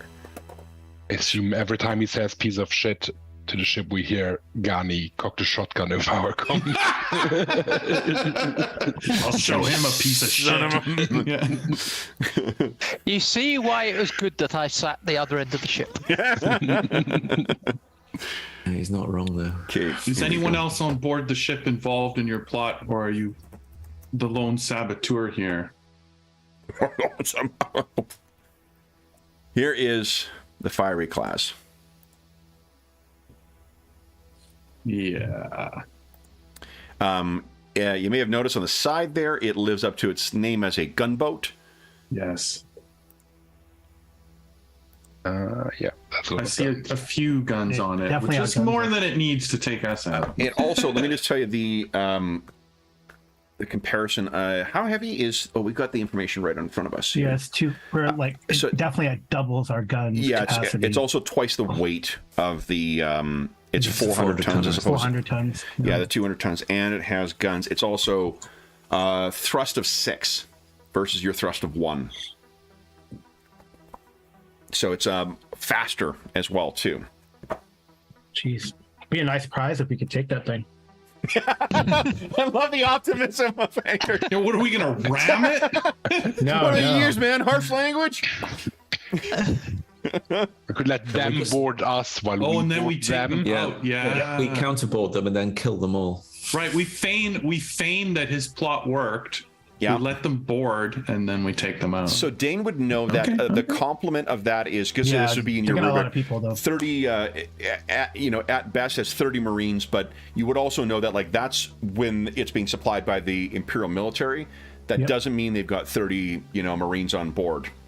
Right. Well, we can ask him how many. Maybe this Tolway or whatever his name is, Daniel, or Darren. maybe he knows how many. Maybe he's part of the pirate crew and he knows how many are on there. How many pirates in this captain's crew? enough for you. But I don't know. They hire me out. They pay me. I'm we do clean. have, like- I'm We clean. do have Skier. And PRQ, Yes. that's such a bad job of security. And I could just fake a different identity each time. They have such a high turnover. They don't keep track of coming and going. The captain's probably again saying something about PRQ Yeah, you can see security. Dane, Sakani's, she's flexing her fist as if getting ready. Yeah.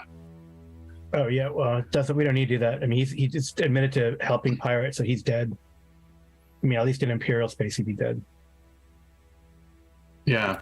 As this resident space barrister, I will say that he did say that while under a mind-affecting substance. So Right. But on the captain ship? this isn't is he, why like, people hate Defense Council. Yeah. Yeah, but if he Space doesn't him, get out of survive, if he doesn't survive the journey, there probably won't be any questions based on what he's telling us of his life. So Yeah. I mean, we could keel haul him. The captain's prosecutor and judge and jury. I like the way you're thinking. Does anyone else just have any admitted questions that we they're hate- whispering in the comms to Alonso? I mean, he sees this as like he's believing him right now. So if Errol's not the target, and Maybe- you know, Yeah, maybe ask him how much would it cost him to like switch sides? oh, Well, how much you got? Oh, yeah, sorry, you didn't ask that. That was in the yeah, comments. Yeah, I what's know. it? Right. What does it cost for a spineless puppet like yourself? For what? You want to take ships? I didn't think you had it in you. I mean, We what haven't- if he? I must think Anchor's thinking, what if he can help? If they think he succeeded, what if he can get on the ship? And I don't know, maybe he wouldn't want to do that. Mm. He's probably How much are scared. they He's paying probably him? scared of these pirates. Yeah, Yeah. it might be scary. So the drugs are going to to take a bit to take effect. You guys could conceivably step outside. You know, leave. He's secured in place. Leave Yeah, Dr. leave Ilias. him there to stew, and say, you know, Yeah, Spear Thank has you. also had all this stuff, so she may have some insight into what is available for defenses. You know, Yeah. yeah. So let's move to the quarter, Well, we have the this. lounge. We have this hacking equipment. What if we hack into their ship? They try to hack into ours. he we did have to it- be on board. It seemed, yeah. Yeah, there is a limited there are countermeasures that you can do to try and like shut down comms or spoof missiles or things like that, but not really like hack and take control of ships. You kind of need to be on the ship in order to do that. I haven't Can't got a use prayer comms against to- the firing class. But so you all congregate in the lounge, and she Before leaving, Yeah. Ilias will just double check the readout on the med sleeve to make sure the drugs are affecting him, and that he's not. just in Good case question. he has Yeah, some yeah. resistance Yeah, or yeah, has give us some special medical- training or Why don't you give us a what is it? Medicine? medic. Medic. There we go. Yeah.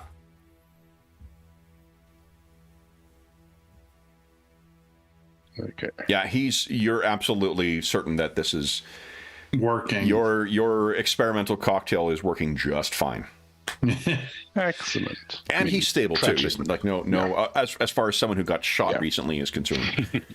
So you guys And all I'll just make sure the straps are fine, then join the others in the Okay. lounge. So we have Yeah. Dane, Anchor, Alonso, Dr. Ilias, and Sirkani in the lounge, and Captain Gani listening in from the bridge. I picture you with your feet up on the bridge, kind of on the console, rocking back and forth, the shotgun draped across your lap. He's thinking That's about. pretty much Yeah. loading and unloading the shotgun. So, Sirkani says if he's a pirate, then they'll want to take. She shakes her head. This may have nothing to do with Melter. It seems as though that's the case. Maybe we had built up more of a conspiracy in our own minds than was the simple truth of piracy. What would they actually want to take? Well, if he's how much resource does PRQ have in Arcona system? Once we enter the system, how fast can you make it to get directly towards the station? Have you any modifications on the ship? I mean, I don't know, piloting. So what allows you she's to effectively kinda push it. asking is like what the stats of the ship are. Right, So she would have, like- and the reason I mentioned that because there is something called a fast traveler or fast trader you can get as well. That has I think it's a slower jump drive, but its maneuver drive is better, so it moves at a 4 instead of a thing. The reason that matters is because when you're in combat, depending on what distance you drop in at, the difference between the thrust ratings tells you how fast it will take you to get in. For you guys, assuming nothing else, like no one has boosted the engines, which is an action you can do to give an extra thrust to it, it would take them about, even if you dropped in at the average range of about 50,000 kilometers, it'll take them about you'll be in missile range because missiles can be fired from way far off, but gives you lots of opportunities to try and defeat them with electronic countermeasures that you guys can do from your ship. Effectively, it will be 50 thrust points to get to the station. But so long as you can get you're gonna have a narrow window when you get in. If you can get a message off to the station with Sirkani's like credentials on it. They will immediately launch an attack on the ship as soon as you get within missile range.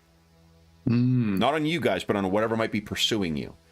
Right. The reason that it's critical is because as soon as you guys get in there, what they're likely to do is immediately start trying to do countermeasures on you to jam your comm signals. Doesn't mean they're automatically be successful, but it's something you can do from a very far distance.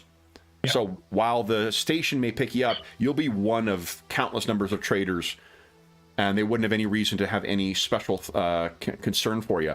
As well, while they say that they don't have any response to, or any further kind of security, they might be fucking lying. Corporation may have stuff that's in system that you just don't know about. Because if they do deploy something to destroy someone, there will be no one to tell otherwise. So, right, they may have access to things. And that is the most likely, those of you who were in the Navy before, you'd know that's what the pirates would try and do. Jam your signals, catch up to you. If you don't have weapons, they don't even need to damage your ship. They just need to fly up, try and dock, and then, take the ship. Right. I feel like they would try to take the ship undamaged as best as possible, because that's, our most valuable asset is the ship itself. Assuming right? they're at, their average starting distance for, this is a meta, narrative here, but the average starting distance for a ship combat, unless like the situation is judged otherwise, is about 50,000 kilometers. And that would give them on the upside, maybe about 20 minutes at most before they close, given the difference between your thrust. Now, if you, with a successful engineering roll, you guys can bump the thrust up by 1, which will delay that for a little bit. Each round in ship combat is 1d6 minutes. Now, fortunately, I have got my M drive. I completed my correspondence course. Nice. You guys may not have thought that the University of Phoenix, around.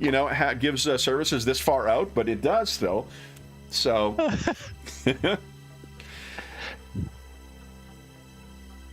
Yeah, we just have to take our chances. Maybe it's probably better since it's not a PRQ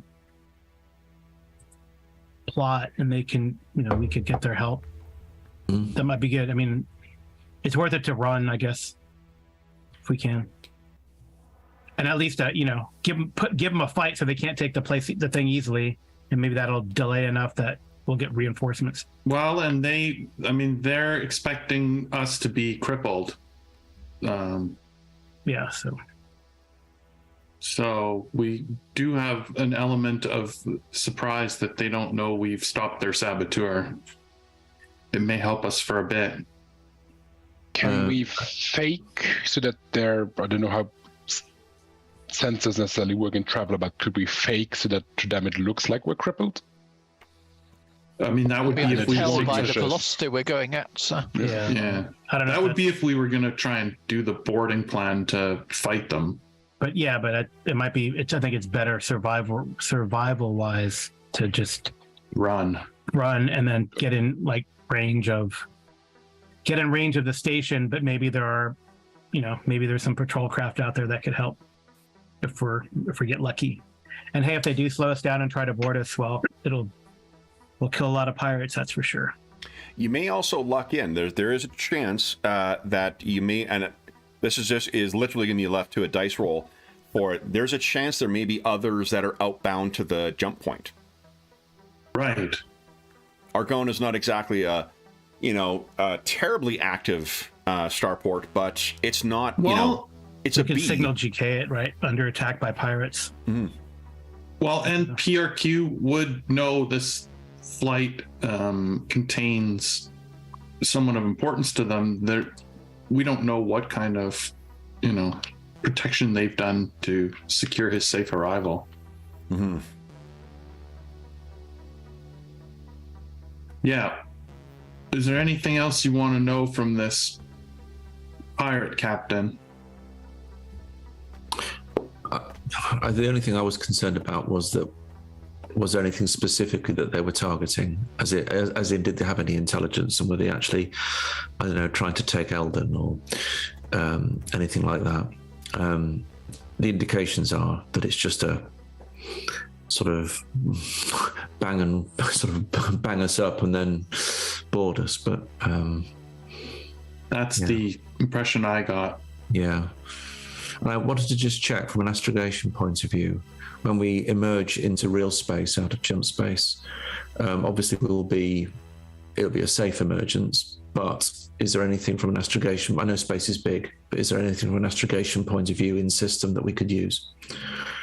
We're not near an asteroid field, we're not near a gas giant or anything like that. Is it purely a sort of emerge and then run into the main system? Basically, yeah. Like you would want for one thing, like you need to be whatever it is, like 10 times the diameter of or however 100 times the diameter of the ship away from, in order to safely manifest in. So you kind of have to be in the middle of nowhere, and then you don't want to be Millennium Falconing it and like come out in the middle of a asteroid field. Because you would suffer damage to the ship and whatnot. It's prudent to sort of use a safe, and well-known empty area to jump into, so that you avoid those kinds of immediate problems as soon as you get in. It also means that pirates, if they want to prey on you, they're able to, relatively speaking, judge where you might be coming out. Yeah. Right. It's kind of a known range. If they know where we're coming from and what distance away we need to be. Yeah. I mean, there's definitely a window, though. They don't know exactly what time we're coming out of jump. They just know we're coming out around this time. Right. Yeah. I don't know. It's such a kind of a luck thing, too, right? Yeah. And plus, like, Yeah, he sent a message, and then that whatever message boat has to jump out, then that might not get there in time either. I don't know. Because it's very, Unless they're always waiting, right? Unless they're always waiting, which is possible too. I think anyone who's familiar with dealing with pirates in this region, that's sort of what they do. Is just they wait in ambush, and as soon as you get, that's when they try and they rely on the fact that their ships are generally faster and are armed to try and prey on those things. And in a place like Argona, because there isn't not expression, what do they call it? Not that, Anna. It's the not manifestation, exercise of power. They can only exercise power to the limits of whatever the space station's missiles can shoot to. So if you it might be a matter of arriving and then making the straight run for it. And if you give if you have time to give a warning to them, then that might, rally some kind of response. Right. That's, I think, is our best bet. And we'll then see. last case scenario, right? Worst case scenario, then we have to defend the ship, which we will. And anyone have we're not going to tactics? turtle. I don't think Naval? anyone wants to turtle over. Yeah, if anyone has naval tactics, that'll help, because I'm looking at initiative. Exactly. It's pilot skill, and naval tactics would add to initiative. My pilot's a +2. Sorry, engineer here. We can increase the thrust. Okay. Right, with engineering. Anyone got leadership? Yes. One of the actions you can take is improve initiative. Captain of a spacecraft may perform a leadership check. The effect of the check is applied to the initiative for the spacecraft for the next round only. So that could be your way of like timing everyone so that, to try and time the perfect moment when you drop out of, And I think we should trust Skier. I mean, I know you don't want to, Captain, but that's another Marine on board, just to help repel boarders. If we're boarded, we're going to need every man or woman who can fight.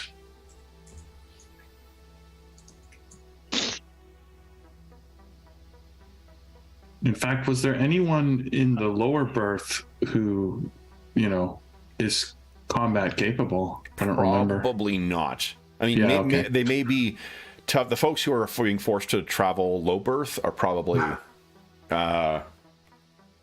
not capable. You do have a couple of days to, go through a training montage if you want. I was thinking more like they were all right, similar to like ex-military types. Right. Check down the occupations: assassin. Yeah, forces. exactly. Yeah. Let me go to my 1001 characters again. Well, the only reason I say that is like in the world of Traveler, being drafted into the military at the beginning of one's career is common, right? Or not? True. Or just for Traveler characters? Yeah, Traveler characters are more interesting. And Okay. you're not. I don't think there are games in the GDW sphere where the drafting is a thing. Like Twilight 2000, that was always a part of the potential timeline for it. But in this, it's not drafted. I think what you can, as an option, try and get drafted into something if you fail to qualify for like officer school or something like that. Yeah. Okay. Right. I just wasn't sure, like, because it was like in the life path thing. But I like I said, that's more of a player character. Yeah, thing. you could. I mean, you have medical profiles for. Oh, actually, you know what, Dr. Ilias, would you give us a medic roll once again? Yep.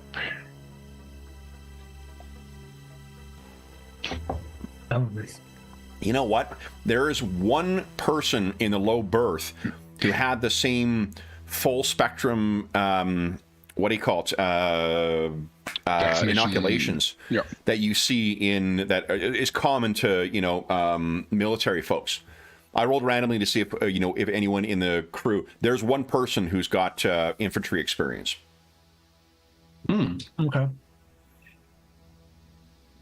Might have backup. Just a consideration. Yeah. Well, we definitely, I think Captain's right. We can prepare a data burst before we jump out, send it out, and then cut and run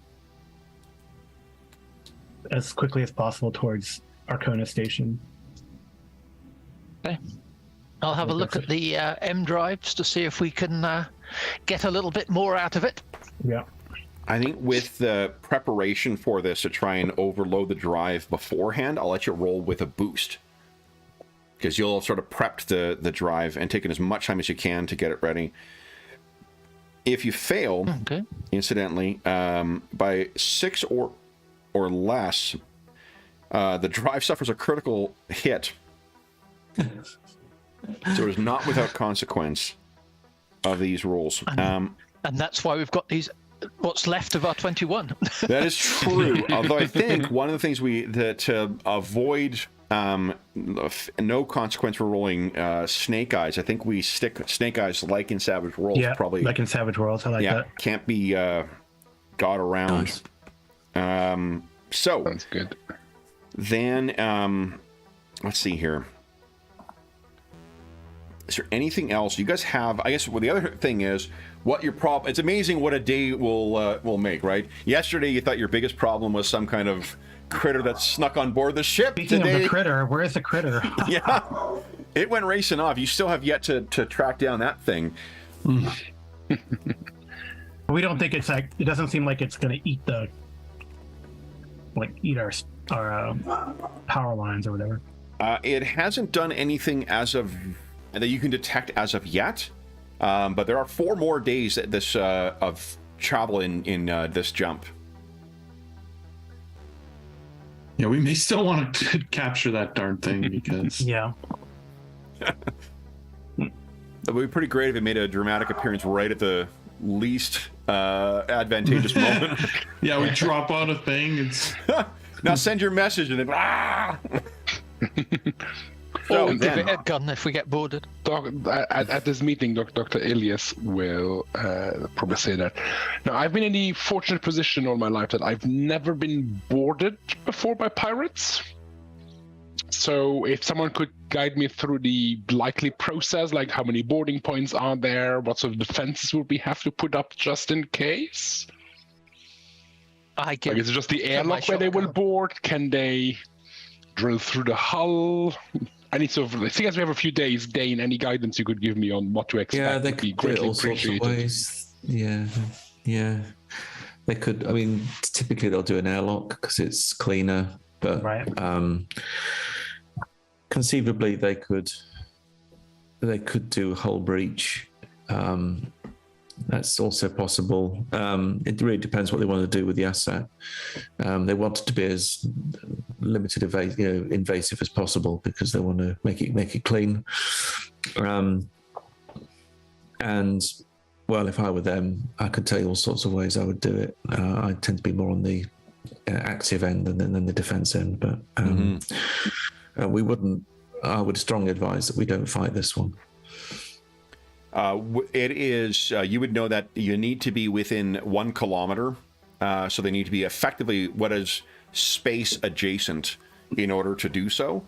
When you guys drop out, you are likely going to be, to give you a measure of like how much time you have to play with, they abstract the distance by units of thrust. So you'll be around 25 units away right now. They need to be at 0 in order to affect a boarding action. Without any other factors in, there's a different, and assuming that it's a stock model they have, there is a difference of 5 thrust. So that means every 1d6 minutes, they'll be able to close on you by 5. So it would be at most, I guess, 5d6 minutes before they would be close enough. Absent any other factor, absent Captain Ganny jacking the engines up. Any fancy flying by anchor? There's not much we can do, really. Yeah. Yeah, and the airlock is right. It's like here. So, Okay. hopefully they wouldn't. Do we have vac suits in case of depressurization? Yeah, there's vac suits enough for the entire crew and passengers in the ship's locker. So probably get those laid out ready just in case. Enough shotguns, handguns, cutlasses, to distribute amongst everyone as well. It is kind of tempting to try, though. To turtle up and see what they do. Yeah. Does anyone have any gear that they brought back from their previous life that might affect things? I've got polycarbon armor. I've got a Gauss rifle. So I'm pretty badass, really. I'm not sure the pirates would be expecting necessarily a... Right. I have a Gauss rifle as well. Massive. Do you? Fantastic. Yeah. Now, the only problem with that, as usual, with the Gauss rifle is to make holes in the ship. Yeah. Yeah. Internally, it's not gonna. I doubt it'll punch through the outer hull, but yeah, it'll cause a big mess in the ship. Yeah. I'll try and point it in the right direction. So. And I also have a claw glove for close encounters. Okay. If we weren't full of passengers, I would be more likely to agree that attempting to take the pirates out would be an exciting adventure, but we've sort of swore to the safety of these individuals, and I think we owe it to them to take the course of action that best keeps them alive. Do we know the probably should let him know, pirates? Do we know what they'll do? I mean, I know what the drill is, but do we know these particular ones? What's their reputation? Do we know what they do to passengers when they board a ship? You guys did roll pretty well with the streetwise. Yeah, there's a 12. Do you know about? Is it a him? As far as this guy, this is more of a taking the cargo, taking the potentially taking the ship type of pirate. Okay. And if there are PRQ people on board, they'll probably ransom them off as opposed to spacing them. Yeah. But we are of no value. Yeah. The noble might be worth something too. There is an old British tradition called press ganging. True. So I guess we are of value as new pirates if we would. Well, I mean, and with a medic on board, holy shit, would that be valuable to them? True. Piracy is a notoriously dangerous and prone to accident profession. If you got a medic on board, that'd be awesome. And assuming he didn't get, either himself or, he didn't get himself killed, I guess. I mean, a former Imperial Marine would be a very attractive addition to the pirates' crew, too. But so you guys have 4 days until you arrive. What do you wish to spend that time doing? Because remember that you can take extra time with things to gain bonuses. So if there are tasks like, for instance, decrypting that message that you were working on, Captain Ganny, or trying to find that damned critter, or critters if there's more than one. Yeah, we should work on those. Are we planning on telling Cassidy, Eldon, and Errol that there might be pirates lurking? So Connie will say zone? there's nothing gained in. She'll tell Errol, but there's nothing to be gained from it. He can be relied on in a fight, though, if it comes to that. Well, but shouldn't the other ones know what's going on so they can defend themselves or help in defense if it comes to that? Well, and I mean, I am going to let Cassidy know what's going on because I feel a bit of a, professional obligation to share the information that it wasn't any of her conspiracy theories.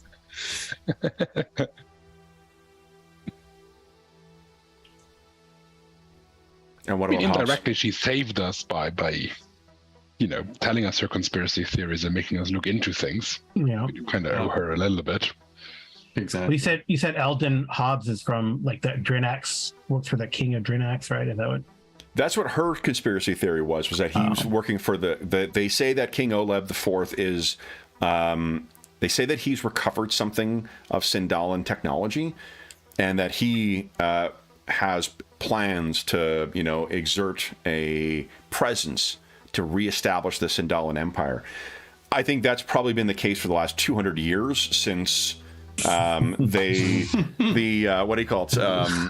Aslan, turned their planet to glass. I do still think that there's an interesting story for her if we can help to take these pirates down.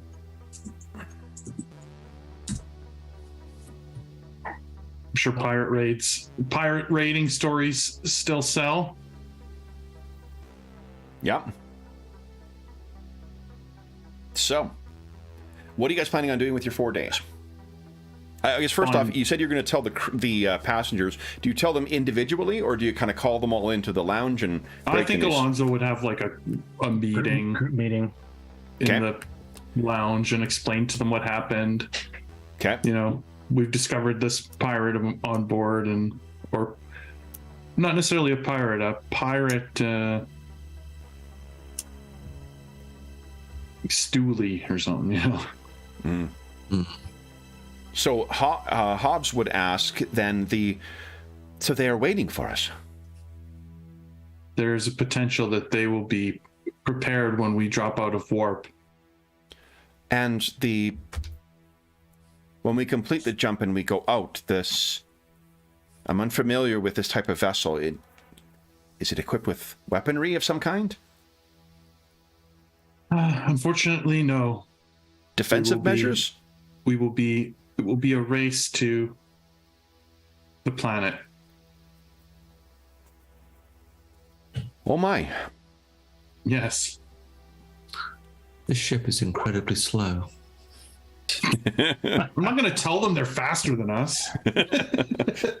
So, Cassidy, surprisingly, when you tell her what's actually going on, is pretty quiet. Yeah, well, she had a lot of conspiracy ideas. Yeah. And I think when faced with waiting for a potential arrival of for pirates, right. The reality, she wasn't really in danger before when it was a conspiracy and she was just cracking the story, but now her life is a little more involved. So she keeps her she actually really doesn't have much in the way of questions for you. Hobbs seems to take it oddly well for a guy who was freaking out about sounds in the walls and stuff like that. He seems very well. Well, I trust that you know what you're doing. Such is the life of traveling in space. Indeed.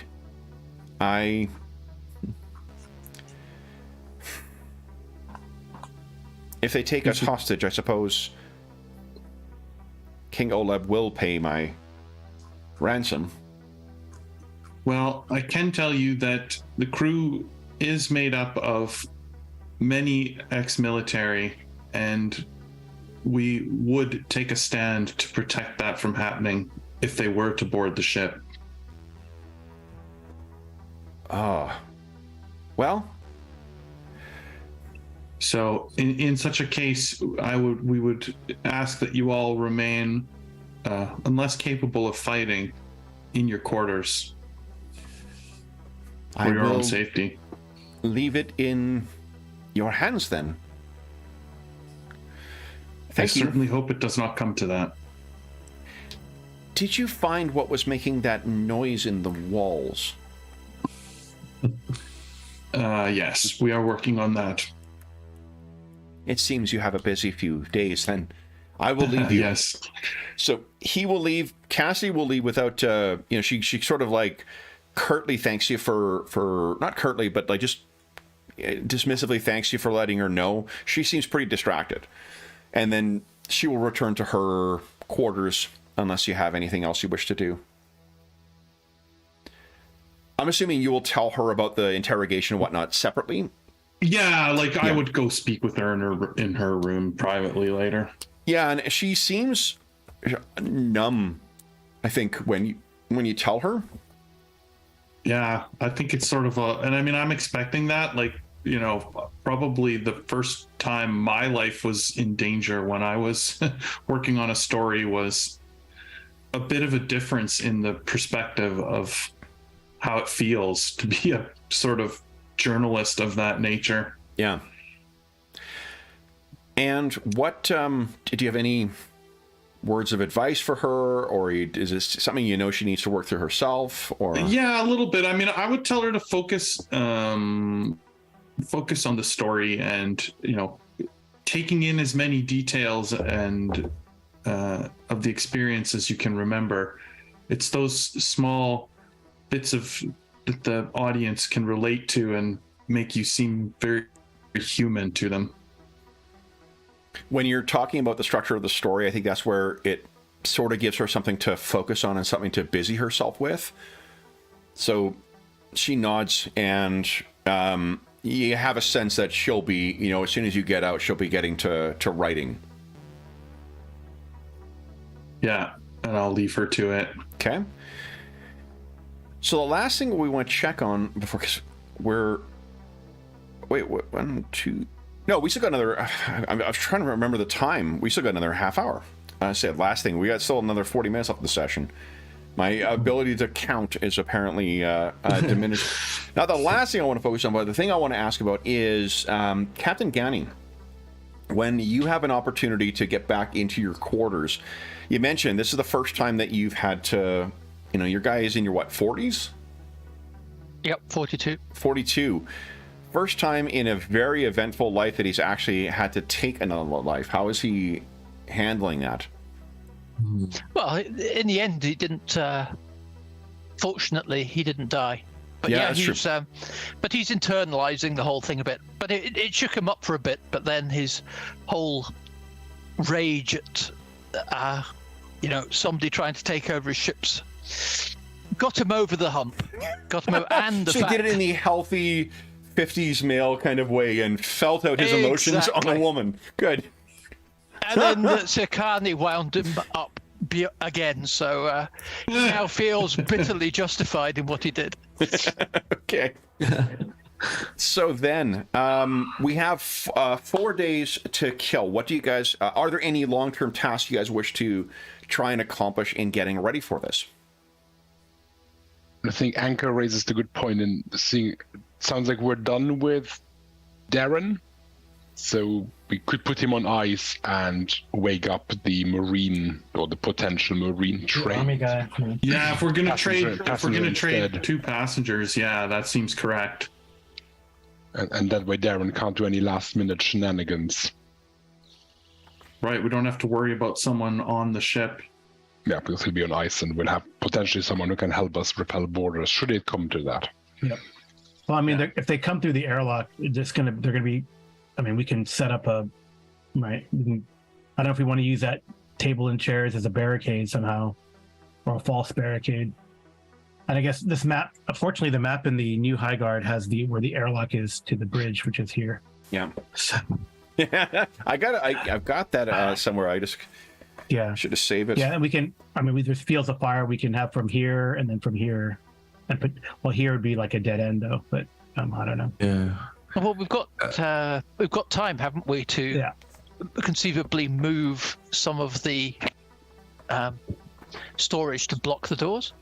Could I use my military tactics just to, or at least my character's knowledge about what he would do if he was boarding a very small free trader? Would it be something like? I mean, clearly the airlock is quite right. Is the key target point? Is that there is the potential that they might use the cargo doors as a way of entry, but using explosives. Is there anything? Do I think that's possible, or do I think it's only going to really be? I believe there's also like 40K style, or like in the Expanse we saw drop pods, like boarding pods. Torpedoes. Yeah, they just slap into the side of the ship, and then they cut through the hull. The thing preserves the integrity of the atmosphere in the ship, but allows them to come in at almost any point. Okay, that doesn't help then. Because like sometimes it is you can cleanly get in and get there, right? But like this is in some cases very, very fast moving and trying to do to whatever they can evasive maneuvers while you're trying to hit a ship a kilometer away with Marines, basically. Yeah. If they disable the ship and then they are able to move alongside. And if they get in close, it's like from a distance, it's hard to hit with a called shot, and you guys can do evasive maneuvers and such. But when you get in close, if they could get a good shot on the ship, it shouldn't take that long for them to disable your drive, and then they're going to sneak up alongside and use a boarding, use the actual thing itself. They may also call for surrender, but that, in this case, that might open your comms up to be able to send a message for help. So they may be less inclined to do that at this point. Yeah. Okay. Or in this scenario. But that also assumes that they, this assumes worst case scenario. They may very well not, someone. These are not, trained Imperial professionals. They're sitting for a very fucking long time because there is that window of how long it takes you to jump. Yeah. You may luck out and someone might be asleep at the wheel or at the sensors, and you may be able to get a head start or get a message off without any kind of concern. Right, especially if they are expecting us to be crippled when we come out and not aware of the danger. Right. Yeah, because think of the extraordinary circumstances that led you guys, not only, Cassidy's paranoia, but also your really, really good rolls to notice that this guy was listening in on you and sneaking in. You may have screwed up some kind of plan that they had for how to, disable either your maneuver drives or whatever else. Yeah, they're expecting a ship to float in, right? Yep. Without any maneuver drives. So maybe they're going to be, if they see a ship just kind of shoot in and go, maybe we'll see. For sure, Captain Ganny, when you did look at what Darren, now his real name, was looking at. He was looking at the the functioning of the communications. Yeah. So it could be that he may have been. He didn't take any steps because you guys were only 3 days into your trip, but that would be a first step to trying to foul up your comms. So I believe one of us, Anchor, do you have comms skills? Yeah, I do. Cool. Anchor So I has guess comms it's skills. you on the data burst and me on the drive. Right. I have all kinds of skills in these things too. So you could assist with that then. Us. Yeah, you can aid us. And Dane could, with his tactics, could assist with the timing of that. Yeah. We should try to get this critter though, too, right? or not. Absolutely. Can it carry a gun? Yeah, press gang it. Let's strap a grenade to it and send it onto their ship. Clearly an excellent at avoiding detection. Don't worry, it's just a ferret. All right. Yeah, they're also, I mean, there's something, I mean, like when they do board, right? I mean, I don't know if it's standard procedure to decompress anyway and then stop the, make everyone free float, right? Stop the gravatics. You could, yeah. And, So, or turn it, turn it back on. Is there a We know separate they skill don't. for microgravity There operation? used to be, but I don't know if maybe it said rolled into vac suit. It's possible it's rolled into vac suit now. Yeah, vac suit There is used to be skill. 0G combat in previous editions. Yeah. It's vac suit. Yeah, So- because if you're all in vac suits and you shut off the things, the pirates are not necessarily always all coming on. These guys are, they make do with what they can scavenge and steal. They may not be coming on. Well, they certainly won't be coming on with what Dane's got hanging in his locker. Mm-hmm. And it can run everything, from wearing just overalls and going in with a a saber and a gun and a plucky spirit up to carrying more advanced weaponry. But similar to what your concern was, or the captain's concern was with the Gauss rifle, almost never, if they're boarding, they're going to be using a weapon that would potentially puncture the hull. If they wanted to damage the ship, they would have done so as they're coming up to it. Right. Yeah, I mean, we'll see. Maybe they will want to disable or damage the ship. Hmm. They're not, we don't know. And we'll check if there is. We saw it recently in our in our Road Trader game. Like, there's an option for basically running silent. So you try and keep all your systems at minimal or whatnot, so that they just can't detect your ship. I wonder if there's something similar in here too. But we do need to we do need to burst out Yeah, and when you're consuming that reaction mass, that's probably going to show up on a bunch of different sensors. Yeah, and I think jump emergence is going to be a spike, which if there's Probably too. sensors, Yeah. probably it's going to be hard to. Yeah, so the sensors on the ship, it's on page 160 of the core rulebook. Visual, thermal, radar, LiDAR, which it detects physical objects, and neural activity scanner detects neural activity and intelligence, and densitometers. For range, at the range that you'll be coming in, there will be minimal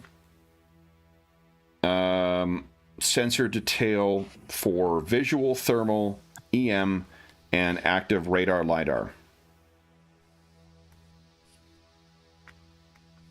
Which means basic outlines of ships, hot or cold overall, presence or absence of activity of electronic magnetics, or basic outlines. So they may not know it's you. Yeah. Which also, of the conspiracy minded of you, if you weren't going to activate if we weren't going to disable the comms unit, what he did to access it could very well also be a way of sending a ping out.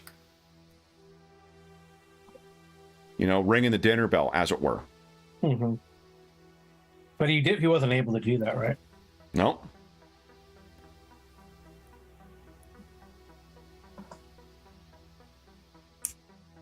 So if they don't know it's necessarily your ship, what do you plan for then? Now, yeah, could we change our... Is there anything we could change on our transponders and everything to be a different ship? They wouldn't. So whether even if he sent a message on the if you sent a message on Spurl, the message would only it was sent when you guys were in transit to your jump point. So unless there was a ship that was faster than you, or that was arriving at the jump point beforehand and jumped before you and arrived before you and then sent the message, they would have no way of knowing that he's on board this ship unless you sent the message. Remember, he booked fairly late too. Now, if we Sikani presumably has got corporate codes.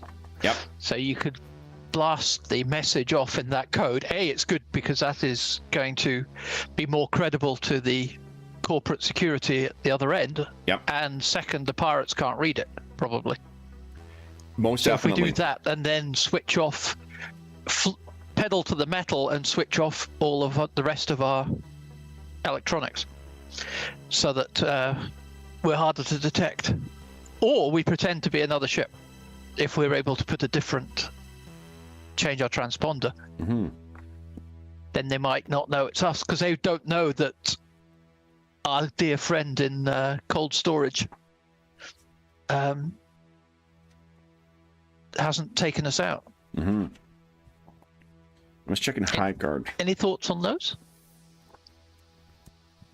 Yeah, what do you guys think? Run silent or pretend to be someone else?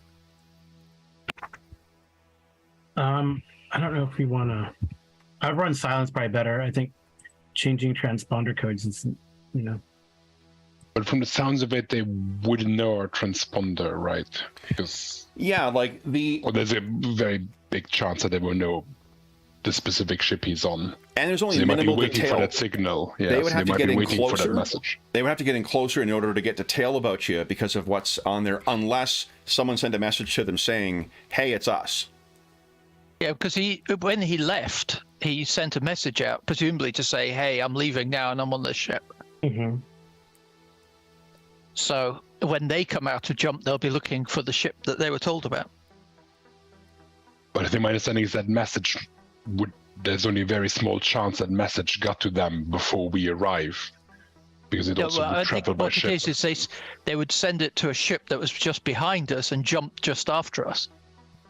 So if they were in jump for the same period, and the jump isn't always exactly 7 days, they could arrive earlier or later depending on things. They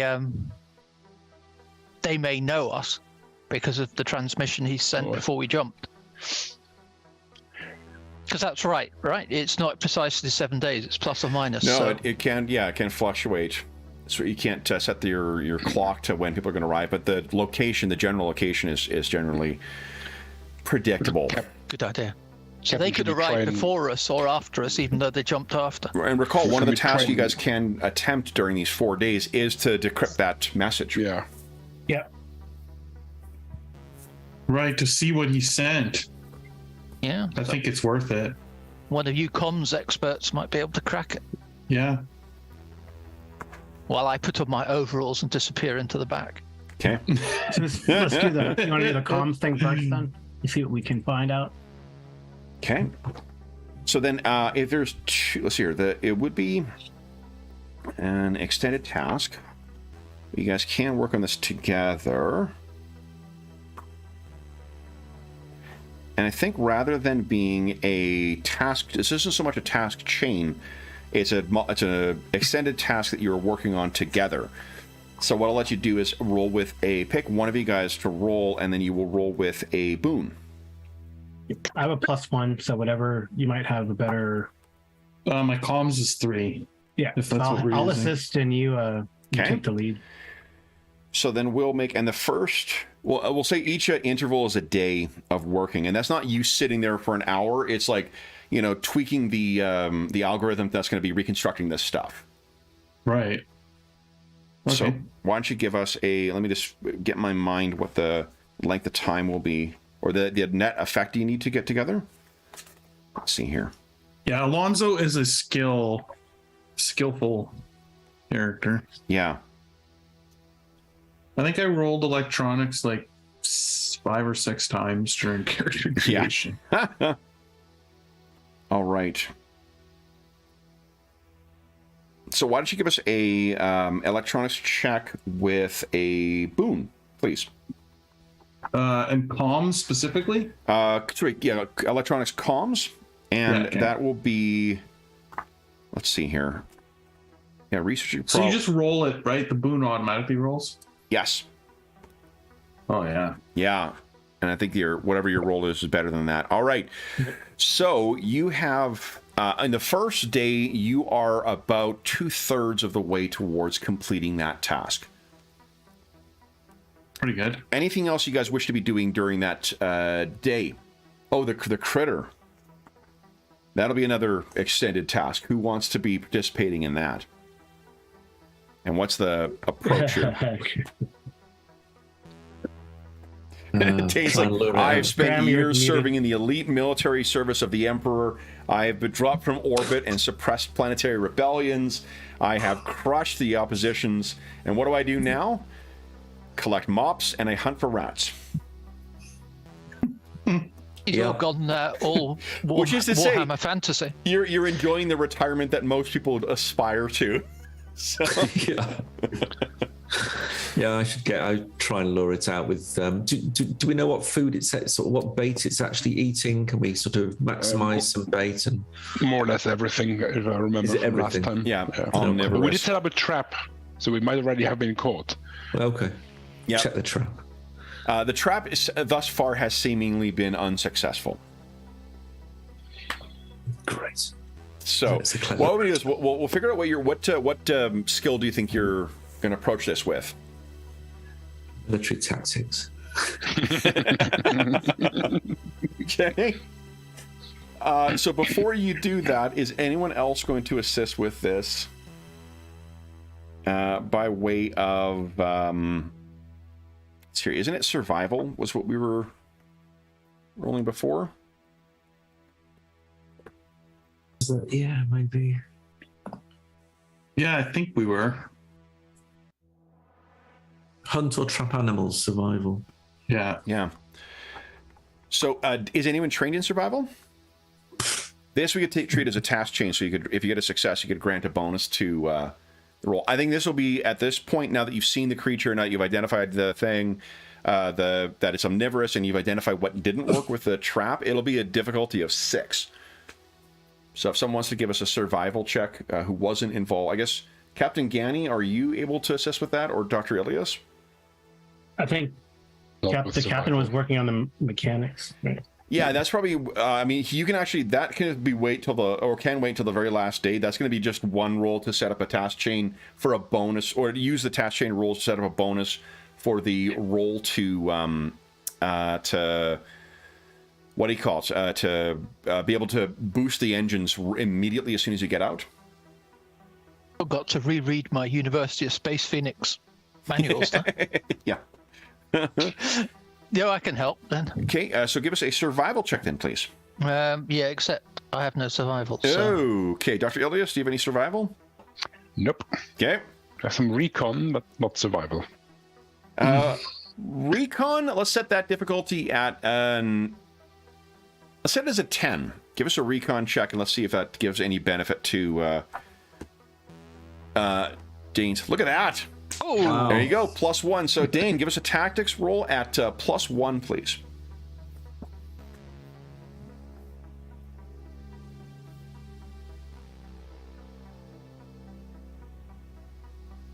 Oh, yes. Nice. That with does that include the +1? It includes the +1. Includes the +1. That is good enough to catch this little blighter. So this screeching, I think I described it as a combination of iguana and ferret and gecko. What was it? I can't remember what all was in the mix. Weasel, I think, was mentioned. Weasel, yep. So it's just it's the basically, if you can think of like every parent's nightmare of the pet a kid wants, that is what you've got in your possession. Graham, I don't know if you turned your camera off or I lost you and rolled 20. Let's see, is he in? Yeah, he's still in chat. Oh no, it dropped. It is. Be right back. Wait, dropped. Did he No, drop? that was Oh, me. no. Can you still hear us, Graham? Cannot. Just give him a moment. He was so effective so happy at catching it, he knocked himself offline. All right. So then we have second round of electronics checks. I'll keep an eye out for. Yeah, Graham just dropped from the call, so I imagine he'll be back in a moment here. Alonzo, you want to give us another electronics comms check? Yep. Here we go. Ooh.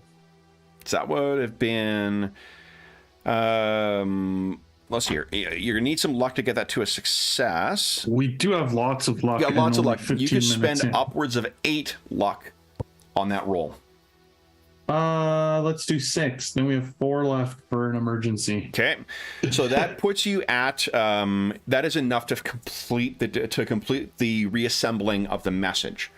Perfect. So, what this is, it is a message to someone named Margin Jorgen on Spurl. It's a very short thing that is there we go. Graham's back. So you're so excited. You're like, my work is done here. I'm out of here. Comms went down. I'm afraid comms went down. What?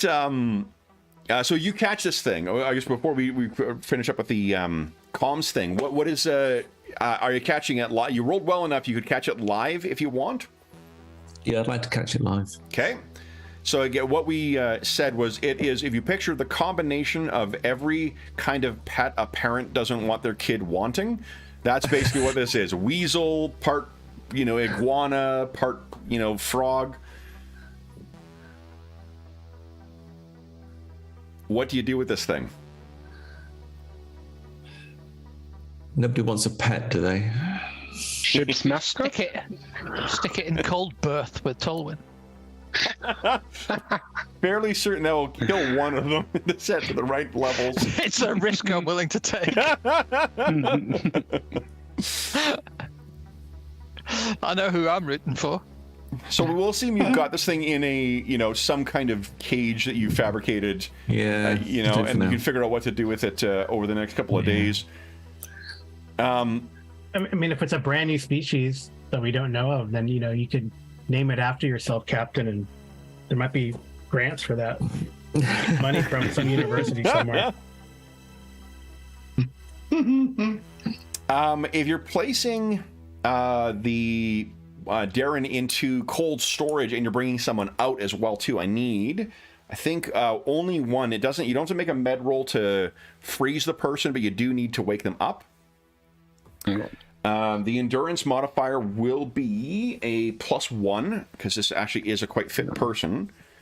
I believe the ship also gives us a bonus. The ship also gives you a bonus, so it'll be +2, and it's only a DC or difficulty of 6 you're rolling against.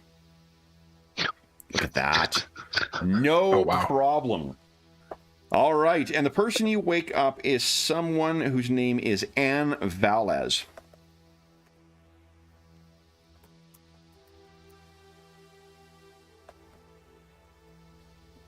Is the doctor gonna brief her?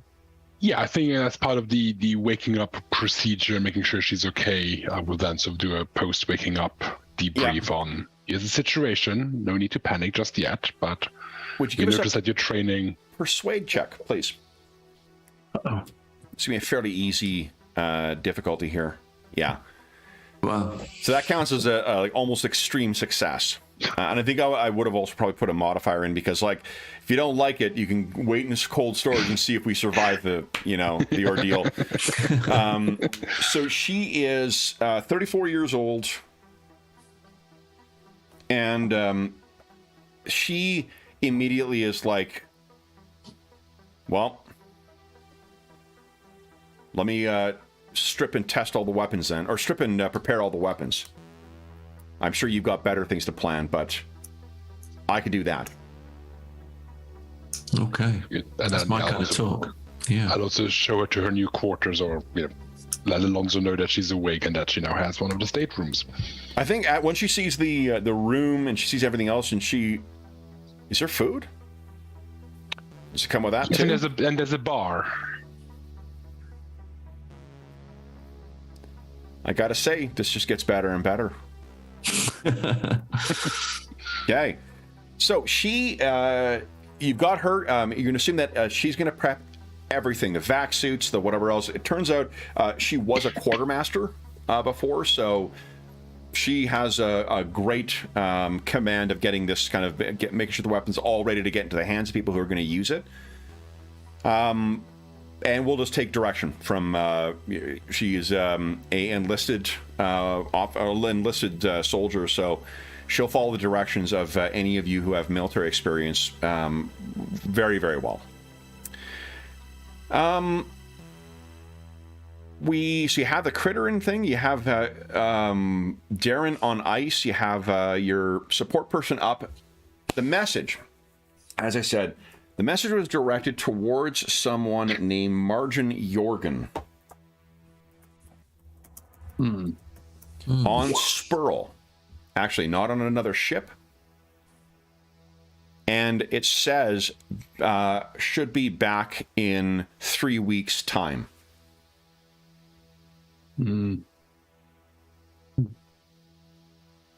So it could just be actually a message to a friend or family.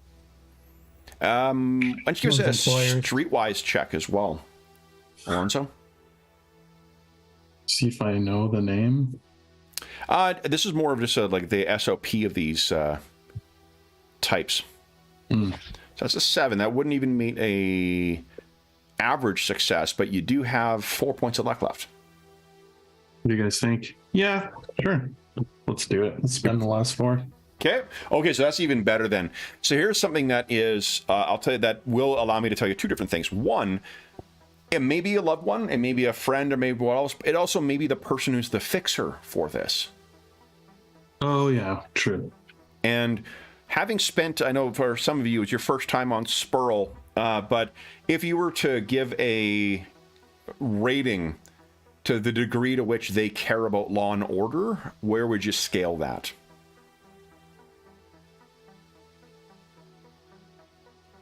Would you say they are a pretty law-abiding place? Or No. Well, like, obviously, they don't care at all about the law. on Spurl? No, Spur. Oh, on Spurl. Oh, sorry, yes. Oh, no, they were very S high. tier, as the cool kids say. Yeah. Yeah. So if that's the case, how much do you think it's worth to have the name of a potential fixer on their planet who's coordinating with pirates? Yeah, I think that could be very useful info. Cheetico, And probably not good for we her. pay rats. Yeah. Plus the true. fact, if Darren was planning to return within 3 weeks, and you account for the fact that it's going to take a week to get onto this jump, and it will take at least a week on an immediate turnaround for a jump to get back to the planet, it's possible. But that kind of indicates to me that maybe the pirate ship is operating not well. At least it was planning to return in that direction. It's a very tight turnaround. It's 3 weeks. And you have a weekend system, right? Yeah, which is not a. It's doable, but not a lot of time. It's very tight.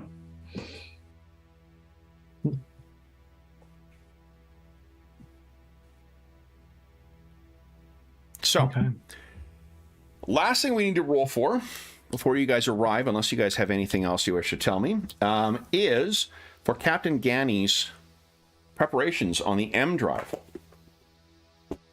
And again, this is not going to, barring a critical failure, it's not going to cause any issues.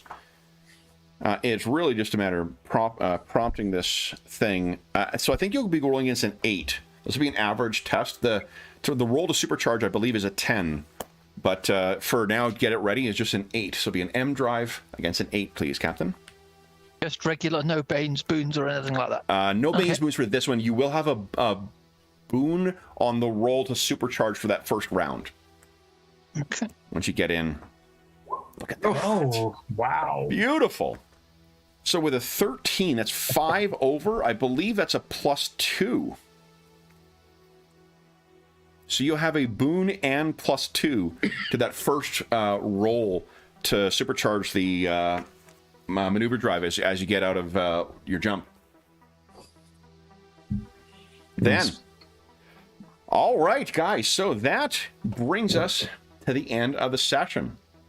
So with our crew about to arrive in the Argona system, yeah, really, you get out of it what you put into it. we will see what happens. This will be because if you think of something you wish to do in those last 4 days, we can retroactively add that in at the last. But otherwise, we'll be starting with you guys arriving in system with our next session. So for those listening at home, thank you so much for joining us for part 4 of our Borderland Run campaign. As is always the case, if you have any comments, questions, or concerns regarding the session, the campaign, or the game we're playing, please don't hesitate to leave a comment in the comment section down below, and I'll endeavor to reply in a timely fashion.